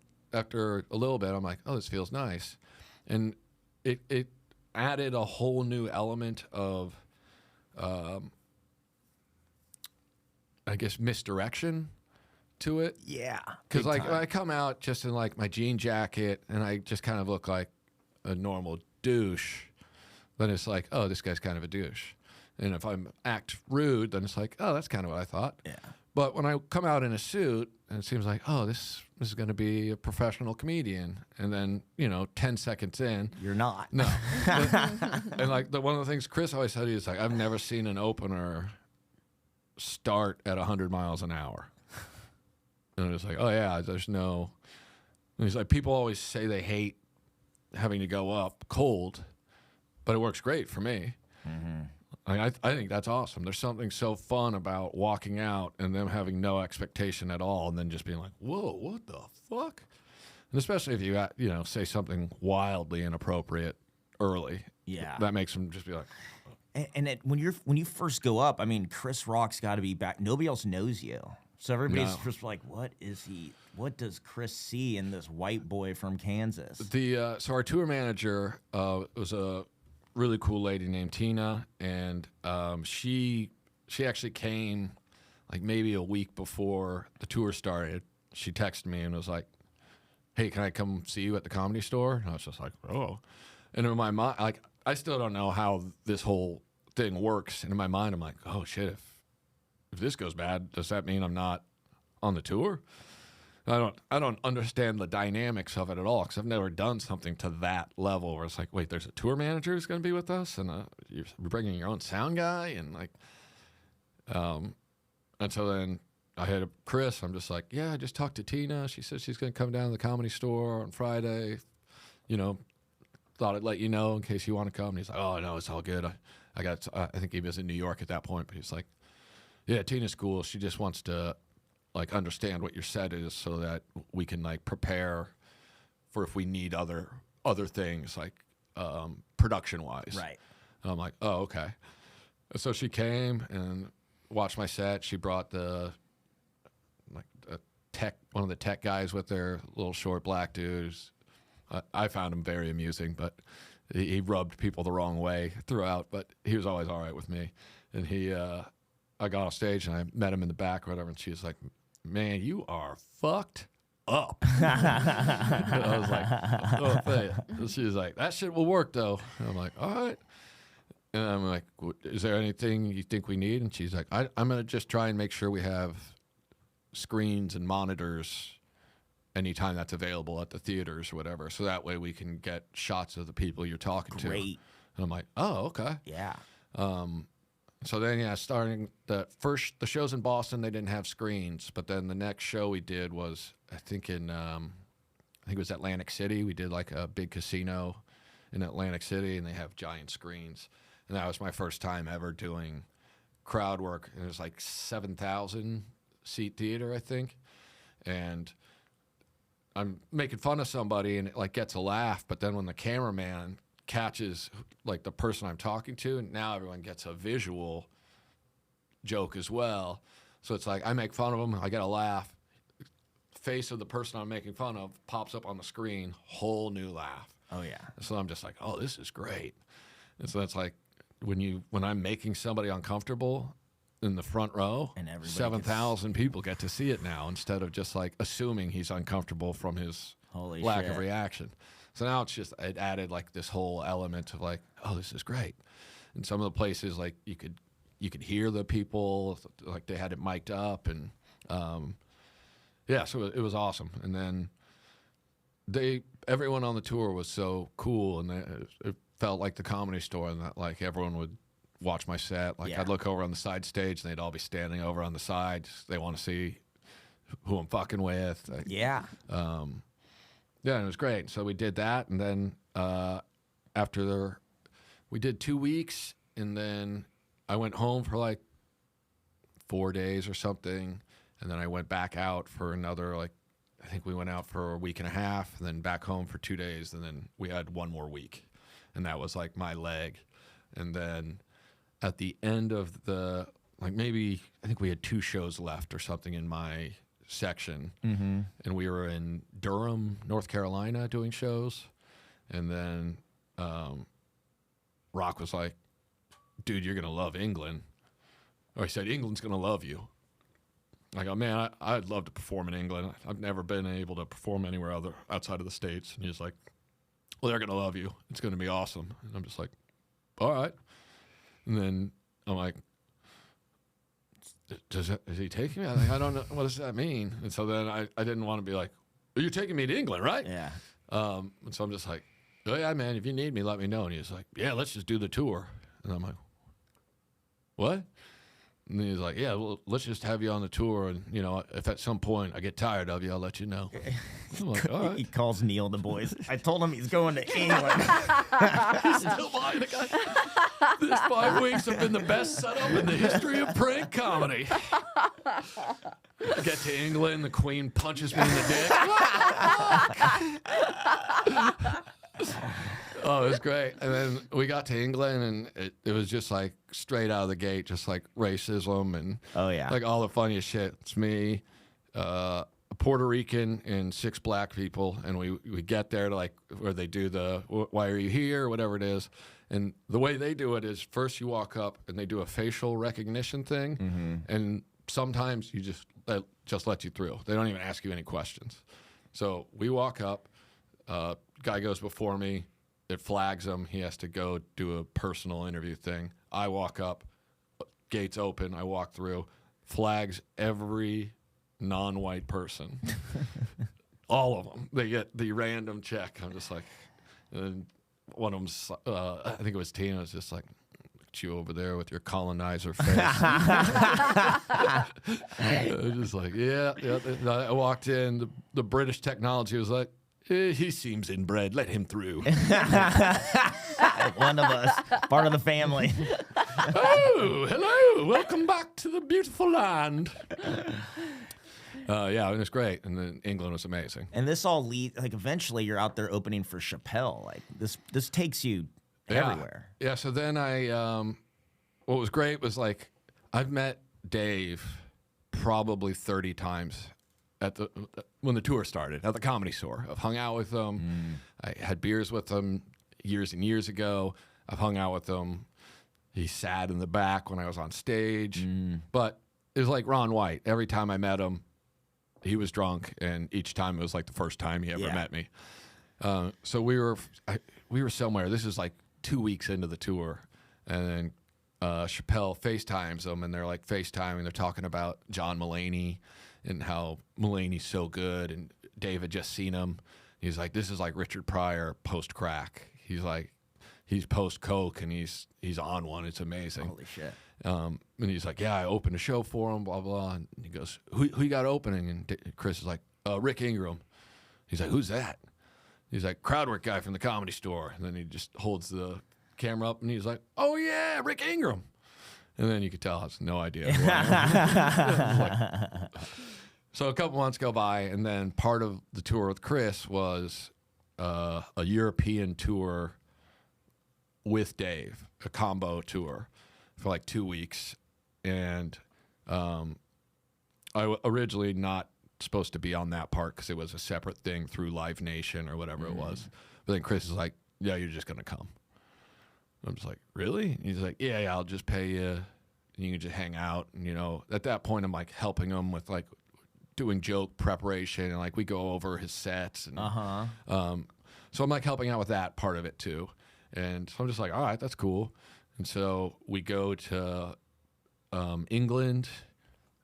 We went England, Netherlands, Amsterdam, then Germany, and then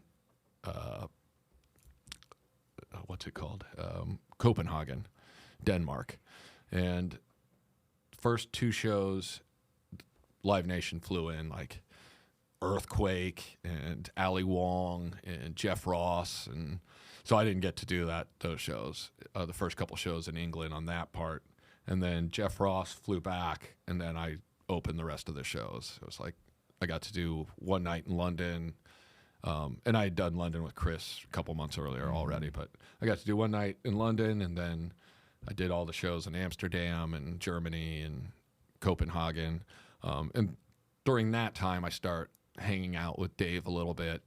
We go and we get breakfast and random shit like that. And so I did that tour with them, and then Dave and I, you know, we were casually friendly, and we'd hang out. And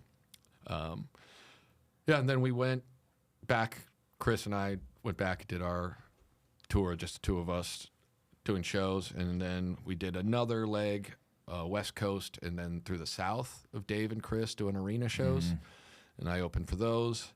And then after I ended touring with Chris, Dave he'll hit me up a couple times a year, and I'll go do random arenas with him, and just hang out. I actually went to the Punchline with Dave in San Francisco like a month ago. Oh, wow. Just did like 3 shows randomly. He's like preparing his new hour, so yeah, just kind of met him through that, and now I get to hang out with those dudes. And you know you're living the white boy dream of not just being cool with any black people, which is good enough. Yeah. These are the coolest black people. yeah, yeah, it works out well. It definitely feels good. Yeah. Where it's Well, it's like when you're there doing that, the Comedy Store is like, you ever see those movies where it's like some local dude in a small town gets on the big team, or like, you know, and then the whole bar is watching the Super Bowl or whatever the thing is, and they're cheering. The Comedy Store was like, I mean, everybody, it really was like the cat's out of the bag. Now everybody knows. Like, we always knew. Once anybody saw it, it was off. Like, it was no surprise that, you know, Chappelle just needed to be around you. You'd see you at that capacity. And then it's like Kevin Hart, right? Like, then you get like a whole Kevin Hart thing. We did 5 shows with Kevin Hart, and Kevin Hart started off by trying very hard to argue me off the shows. Like, he has his Plastic Cup Boys. That's like his crew. Yeah. And it's like Joey Wells and Naeem and a couple other dudes. And he was just kind of set on the idea of having this all-black comedy show. And so he pitches it. I'm standing in my suit in the green room just listening to this, like, and he's like, wouldn't it be cool, man? We put on a killer show, all black guys. And like, Chris sat there and he listened to it, and he like gave him the whole pitch. It went on and on. I was just sitting there like feeling so shitty. And then Chris is like, all right, let's do this. Put Joey up. He'll bring up Naeem. He'll bring up so-and-so. And then he'll bring up Rick. And then Rick will go up, and then I'll go up after Rick. And then, you know, you go up after me. And the look on Kevin's face was like, that's not at all what I just... And then he's just like, yeah, I like going up after him. So, you know, we put up whoever you want, and then we'll put up Rick. And then Kevin was like, okay. And then it's like awkward. And like the vibe is just kind of weird, or it's just like, this doesn't feel good. But they went up, and the first show we did was in Long Island, like some big outdoor arena or whatever it was. And Joey went up, and he crushed, and Naeem went up, and he crushed, and then they brought me up, and I just destroyed. Yeah. And it was like, it was the best. Oh, yeah. It might have been the largest crowd I had performed for at that point, too. So it's just like, okay, this is amazing. And then I got off stage, and it was so hot because it was like August in New York and outdoors and shit. But I was sweating so badly, and like my dress shirt was like soaking wet, but I was crushing so hard I didn't even notice until I got off stage, and I'm just like, damn. And then when I walked off stage, Kevin Hart was standing over the side, and he was just kind of nodding his head like he didn't say anything to me. I'm just like, all right. And then Joey, one of the Plastic Cup Boys, came over and was just like, hey, dude, great set. You were crushing. I honestly had never seen you before, and we were all pretty amazed. And I'm just like, oh, thanks. So then next night we did like where the New Jersey Devils hockey team plays, and getting ready to go up, waiting, like show's getting ready to start, and Kevin Hart comes over and just like walks up to me. I'm just like, oh shit. And he's like, hey man, can I apologize to you? I was like, yeah. And he's like, man, I wanted to say I think maybe I'm racist. Like, what?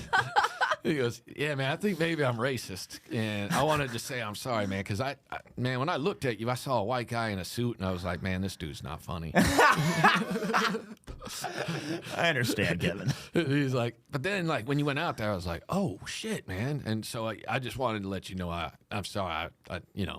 I should have just let you do the show. I was like, oh, thanks, man. He's like, killer set, have a good set, all that. And I was like, oh, awesome. And he was cool to me the rest of the time. He fucked around with us. Nice.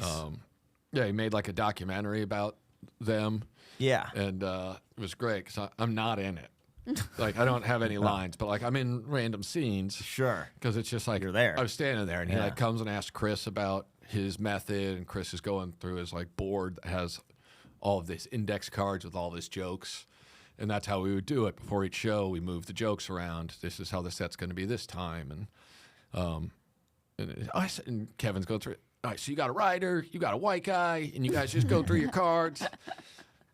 Cut all that part out, but still, it's just like random shots of me standing around. And then for a while, the image that they had on Netflix was just a shot of Kevin and Chris and me standing there. It was just like a still they took from a random shot, and it says the name of the thing was Headliners Only. And it's like Headliners Only, and I start getting all these messages from people that are like, dude, I just turned on Netflix. Can't wait to see you, man. This looks awesome. Yeah. And I'd be like, I'm not in that. That's like one of one of the reverse pranks. Yeah. It's like they literally showed you like, hey, you're cover, on man. it. He's on the poster, guys. Like being on the cover of the VHS back in the day. You're not in the movie, though? What the fuck? Oh, my God. Yeah, I was dying. Yeah, until I'm not in it at all, but... Incredible. Yeah, I made the cover somehow. Yeah, and then You know, it was funny during that time too, because like, again, you're like me, like really bad at the posting, or at least not consistently posting. Yeah, I don't like it. People would post pictures, like probably like you said, there's a big career there, probably a lot of photographers. So I would see pictures of you, but I think you would start posting a little bit just because you're getting the coolest pictures. Yeah. Because it's like you backstage in your suit, and you're just chumming it up with.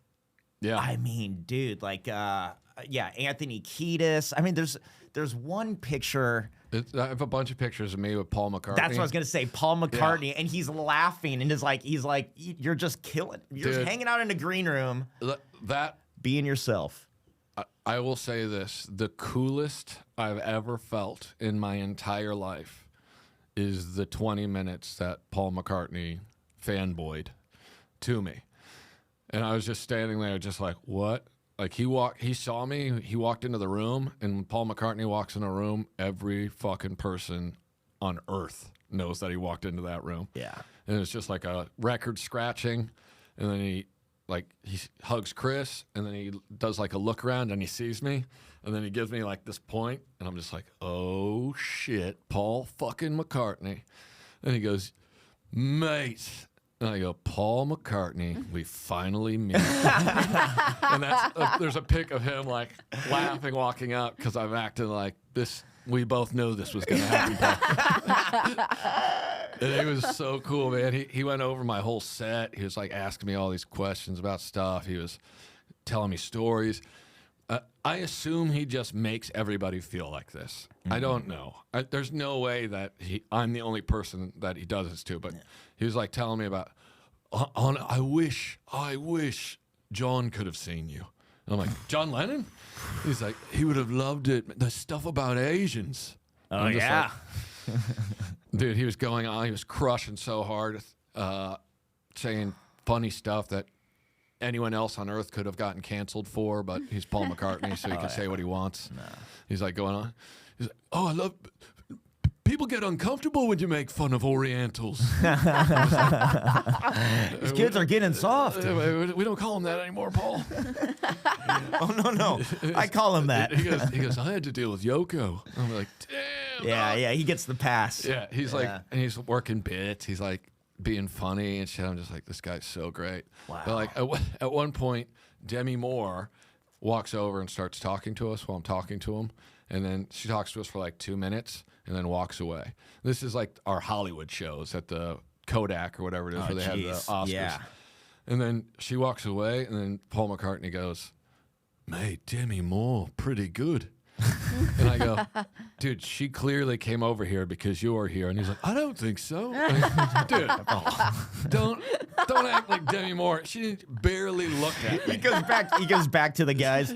Well, I tried to convince him that Debbie Moore wanted to see him. He's still buying it caught at on this to it. I don't think he's buying it anymore, guys. We've done enough. 20 years in the making. He's all out.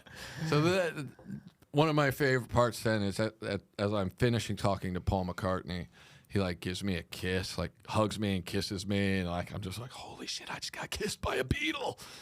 And then this dude starts talking to me, and Paul had kind of made like a reference to him, like they obviously came together. And I'm looking at this little short, bald dude in the suit, and I'm like, is this Paul McCartney's manager? Is this his agent? And like, who am I talking to? But I talked to this guy for like maybe 5 minutes. And then the photographer, Chris is like, tour photographer is there. And then the guy's like, hey, get a picture of us. And he's like, okay. And so Kirill takes a picture of me and this guy. And then the guy's like, oh, yeah, make sure you tag me if you post those on social media. And then he's like, yeah, what's your name? And he's like, Jimmy Buffett. And I go, wait, are you really Jimmy Buffett? And he goes, yeah. Wait, you've been Jimmy Buffett this whole time? The whole time? This is insane. I would have totally asked you different questions. And I'm, oh, how do you know Paul? Oh, cool. Oh, we work together. Yeah, tell me you work together at fucking Margaritaville. It's right there. I was so shocked, and I felt like the biggest asshole because I basically was just acting like this guy, some schmo. Just like, cool, man. Yeah, I mean, you started off as the person nobody knew, and then get into now like you're just shrugging off. Now Jimmy I'm big Buffett. time in Jimmy Buffett. Yeah. Acting like he's a nobody. Hell yeah. And still out, I mean, still doing cool shit. I saw you opened for Dave at the Netflix as a joke secret show. Like, you know, it's still on it. That was great. He asked me to do a show, and I did it. And I'm not cool, and I don't know who cool people are. And one of the fun things about Dave is Dave knows all the cool people, and all the cool people come to Dave's shows. And if you crowd work a show and Dave's doing like a show for like 100 people, 30 of them are important, random Hollywood people. So I started messing with this dude, and I had no idea who he was. And I'm doing like, I'm like just kind of fucking with him. I'm talking about how he looks like he works at Trader Joe's, and how he looks, bro, you look like you were born in Los Feliz and you'll die in Los Feliz. And he's like kind of laughing, but kind of embarrassed. And I said something like, you look like you're like a millennial with a stupid name like Trevis or something dumb. And then he goes, my name is Phineas. And I go, Phineas? What a fucking dork. And I just ripped this guy for being the biggest fucking loser of all time. And I have no idea that he's somebody. I just thought he was like a fucking loser. And I go, what are you, a musician? You work at Trader Joe's? Right? And something like that. And he goes, I am a musician. And I go, oh, dude, what a fucking dork. How do you got this hot chick? She's so hot. Dude, this is insane.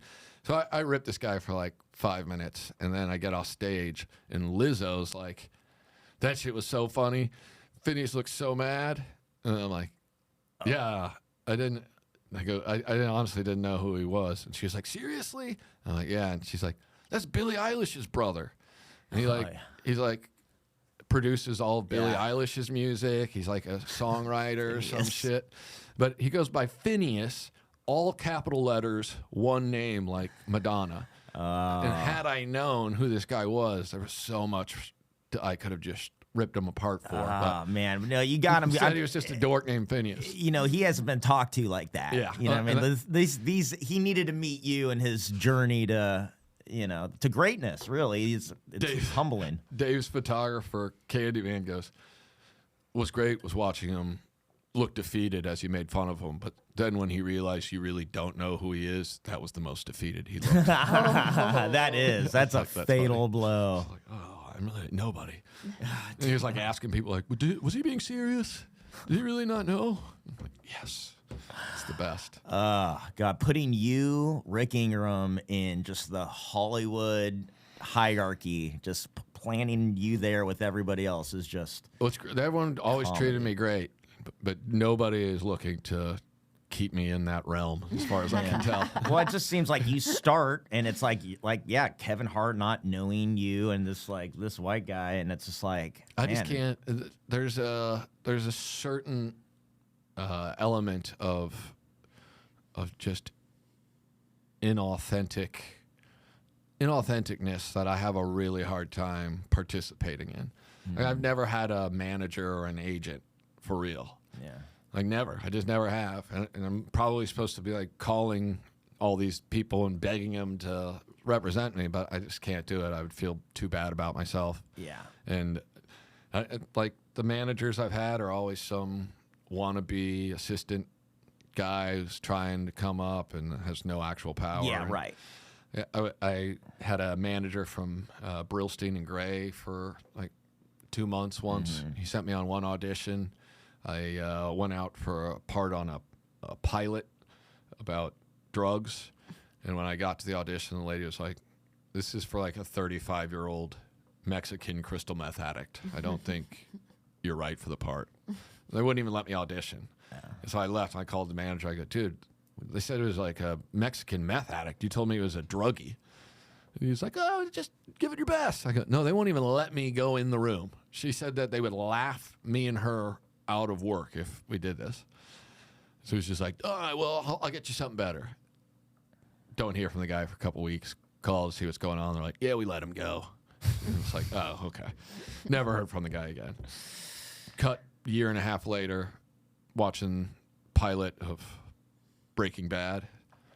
Sure enough, that was what I was supposed to audition for. Oh, wow. I was auditioning for the part of Crazy 8 Right. on Breaking Bad, which, you know, obviously they went with bald Latino gangbanger. And, Could you imagine? but in retrospect, I would have loved to have gone in and done the thing as if I were a Latino crystal meth addict. And just had him like look at me like, yo, what's up, Holmes? I'd have played it like that movie Colors from the 80s, that Sean Penn movie. But like, yo, what's up, Vatu? How you doing, homeboy? And then they would be like, please get the fuck out of here. Even Bryan Cranston would be, I can't. Can we do it? I can't do that. I was mad though when I like ended up watching Breaking Bad because I feel like they could have had me play any of Jesse Pinkman's Yeah, dude, his dirty friends. his Goonies. Yeah, I could have been one of those fucking scumbag guys or sure. something. Oh yeah, yeah. No, it's crazy how like you. I mean, yeah, there's such a purity to you that I think real artists like a Chris Rock or a Dave Chappelle would be attracted to that. You're good, but also it's like you're so not that fake Hollywood thing.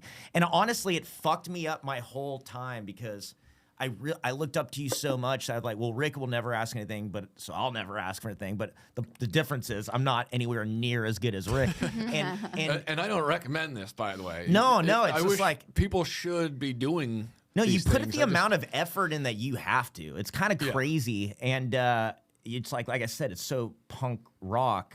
And I can't do the video clips. Like I had a manager for a couple months last year, and they started posting clips for me, and it feels so bad.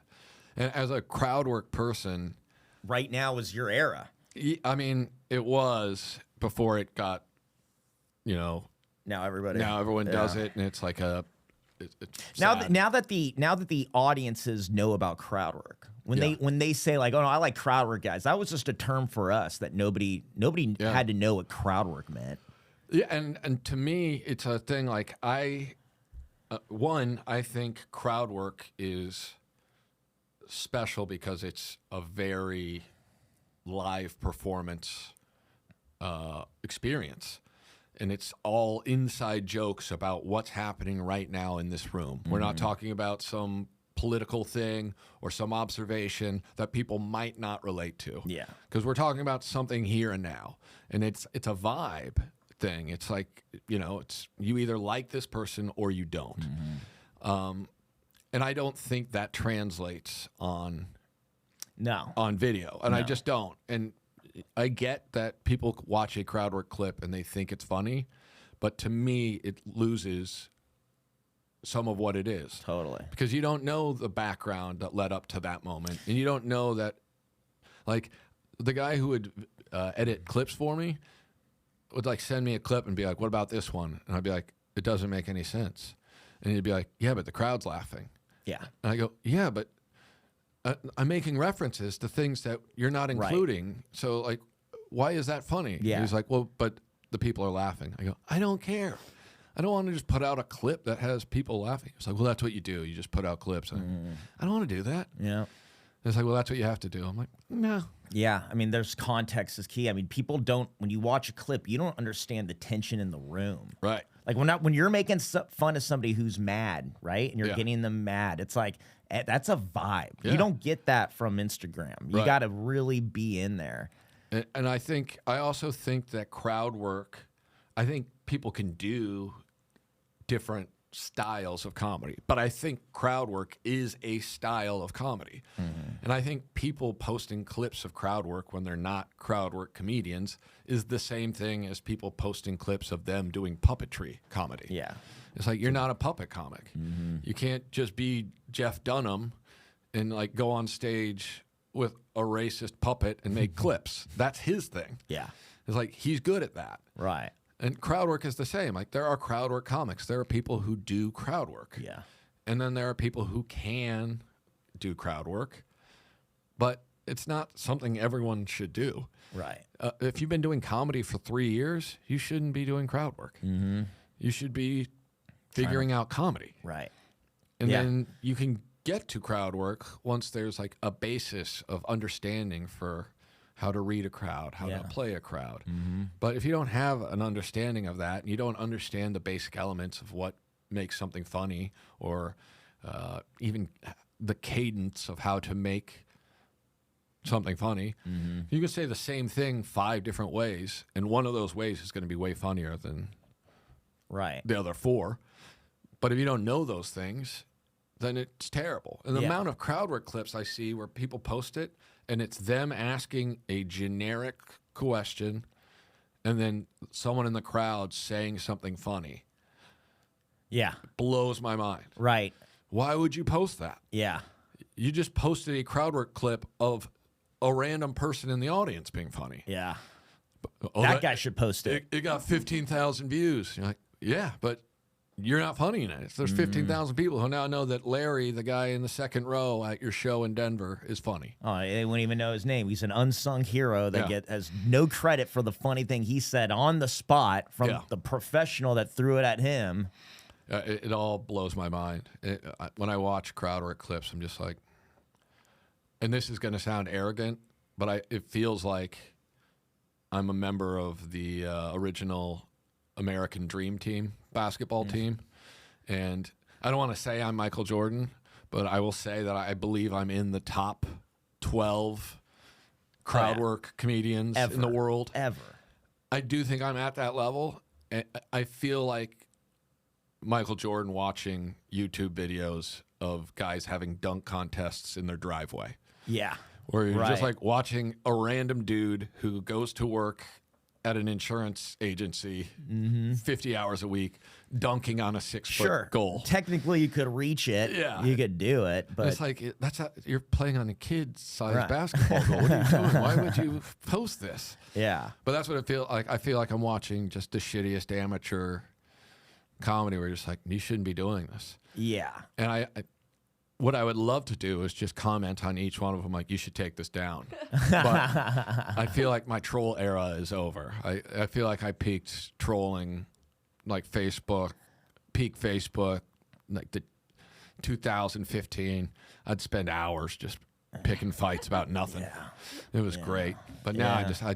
I don't want to be on there. I think social media is terrible. I find all the technology to be harmful to society. I think that is part of the angle on you that's so funny is how terrible you think things are. And like, dude, it really fucked with me. You have no idea because you would hate on everybody who's great. It didn't matter how good they were. And every now and then there'd be somebody you like and it would blow my mind that you thought Sebastian was funny, which I always knew he was. I just couldn't believe that you did. Yeah. But it ruined me because for the longest time when I tried to write jokes, I had this like, Rick Ingraham filter in my mind. Would Rick think this was funny? Fuck, what if he saw me? What if he saw me do it? I'm not getting anything done because like nothing's gonna meet that, because that should be the bar. Yeah. That should be the standard. If at least Rick would think it's funny. And then that puts me up there with Sebastian. Yeah. And I just got nothing done. I got to start just walking into the back of the OR with a clipboard. Your HR. And then just walk out. What was he doing? Yeah, dude, you do Very disappointed in your set tonight. But you being like, you are him when it comes to crowd work. And it's not like just you're sitting here in a studio in a basement saying that. I mean, if Chris Rock, Dave Chappelle, Kevin Hart, these fucking goats, the professional funny people are be like, no, this is the guy. I mean, that's like, who else do you need? What else? You're this. It definitely feels good. Well, you're also, it's like I said, you're living the white boy dream. Like, you're walking into this thing that like is so high pressure, so high stakes. And what's crazy is you're as intact and developed by the time you get that. So it's nothing but kill. Like, you bombing in Anchorage in front of wheels. Yeah. It's like, you did it. That was, Yeah. 20 years prior, you're doing that. And it's just like, and that doesn't matter. That doesn't matter who paid. This guy's telling other people's jokes. Who gives a fuck? Right. In Anchorage and some underground shit. Whereas, now you're doing arenas as Rick Ingraham, the thing that we all knew. And it's like crazy. And never asked for a thing. Never asked for anything. Just got. One of the things people are like, how are you able to stay on tour the whole time? I'm like, I just never ask for anything. I show up every time when I need to show up. I make sure I'm where I need to be. If I have to get my own ride, I just get it. If no one tells me, hey, a car's picking you up, I just go, okay, Yeah. I'll be there. And I never asked for a raise. At no point was I ever like, hey, you should give me more money. Because I'm more than happy earning any money, being able to do something that feels honorable to me. And they paid me wonderfully. Yeah. Like when I went tour with those guys, it's like, oh, this is the best. Yeah. So, but yeah, it's just be easy. If you're easy off stage and you do well on stage, then people don't get rid of you. It's also like, even when things go wrong, people are there for you. Like, the reason you're here now is kind of cool in that, like, the Mothership Poppin' Club, it's been doing great. You came and did a weekend, was it a few months ago now? I did a weekend in January, and it was great. And then they canceled some of the shows, like something went wrong, right? We had the ice storms. The ice storm, right? And it was the one in 10-year ice storms. Yeah, happened to be your weekend. So they kind of prepared me, and again, the same thing as always, where you're just like, yeah, that makes sense. Yeah. I'm going to Austin, and it's going to be freezing apparently. Never is. And they told me beforehand, they're just like, just so you know, we're probably going to have to cancel shows this weekend. And that was before I even flew out. I'm like, should I even come? And they're like, well, yeah, we'll still do the shows that we can. I'm like, okay, all right. But it was like Cap City canceled all their shows that weekend because Chris Porter was supposed to be there. And it was like, he hit me up. He's like, hey, we're canceling our shows. I'm like, oh. Damn. But I came, and Friday I did shows Thursday night, just like the regular shows they have. Popped in, did some of those, and it was great. Yeah. And that was the first time that was the first time you'd been. First time I'd ever been here. I'd been to the Mothership before it opened. Oh, okay. When I was on tour with Chris, they were building it. Like the, not Little Boy, Fat Man. Fat Man was under construction. And there was like literally concrete in where the seats are at that point. Yeah. And then, I hadn't been back since then. And you go, and they cancel some of the shows because of the snow. And then Adam, as cool as he is, just, it's like, well, we'll figure out a way to make up for it. And then, like, the coolest way is, like, now you got this monthly thing, the first Thursday of every month. Yeah. You're in the Fat Man late show. I get to headline, which is great. I get to do an hour. And none of this, it's like, that's what people, it's like, you never asked for any of this. And I just have this monthly gig that's like, you know. It's great. Yeah, and I get, like, when he hit me up for it, the first thing I said was like, I don't know how many tickets I can sell. I just feel bad. I don't want to put people on the spot. I don't want people to, like, do me a favor, and then I show up and they sell 30 tickets in a 200-seat room, and everyone looks like an asshole. Yeah, but I think this is the thing where, like, so many people have rallied behind you because it's like, well, he's not going to do it if we don't. You know what I mean? They didn't care. I mean, he just doesn't care about that because it's like more about, dude, if Rick is here, if we're supposed to be the top comedy club, well, you're going to need the top comics. And we can't get them all. But Rick Ingraham, who's a store guy, and obviously the mothership is derivative in a lot of ways of the comedy store.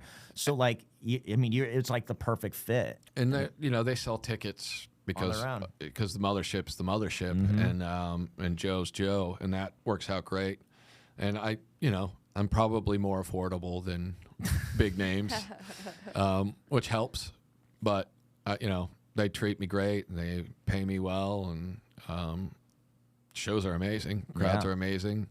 It's fun. It's like real America, which is different. Like there hasn't been a time, and I don't honestly think ever, but at least not in my era of comedy, where there was a comedy community outside of LA or New York. Yeah. Like Nashville has a little bit of one. Sure. Other things would start to sprout up. Yeah, but it's very rare. Like Nashville is like, and they have Nate Bargatze, and they have Dusty Slay, and there's like a crew. I think Theo Vaughn lives in Nashville too. But, like they have a little bit of a scene, but it's not like this. It's not like they have zanies and then open mics basically. Sure. But like here, there's multiple clubs, and Joe basically created a comedy scene. Yeah. Which is cool, and it's fun to like be on the road and get to hang out with other comics. Yeah. Like that's weird. Like to show up for like a Wednesday gig in the middle of America and see you and Joe DeRosa. It's like, oh. I say it all the time. Like sometimes we all still, it's been 4 years now, 5 years that the club's been open, probably around 4 or 5 years. Yeah. And sometimes like we're all hanging, we get quiet for a second, we all look up and it's like, man, we've been hanging for 20 years and now we're in Texas. Yeah.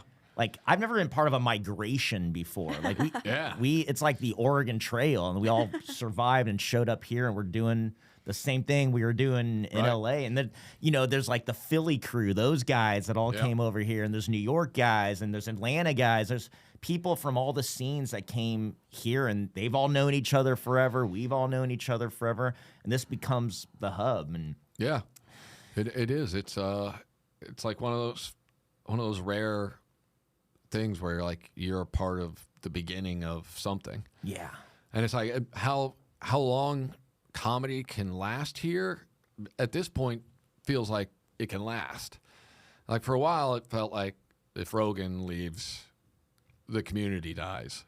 But now it feels like there's so much going on, even with Kill Tony and like that whole vibe of like diehards that come for that stuff. It's comedy.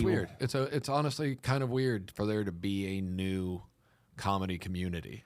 It's crazy how many people travel here for shows to watch. Like audiences come here. Yeah, So I mean, and that's a testament to podcasting and the power of that. Yeah.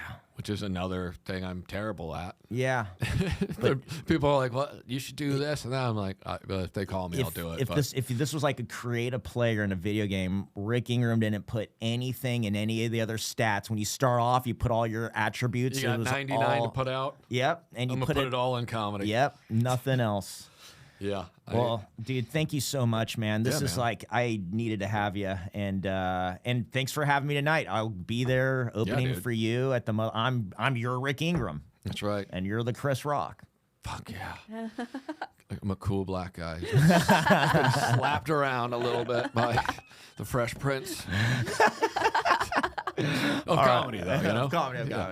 I appreciate you, brother. Man, Much love, dude. Thank you. Fuck yeah.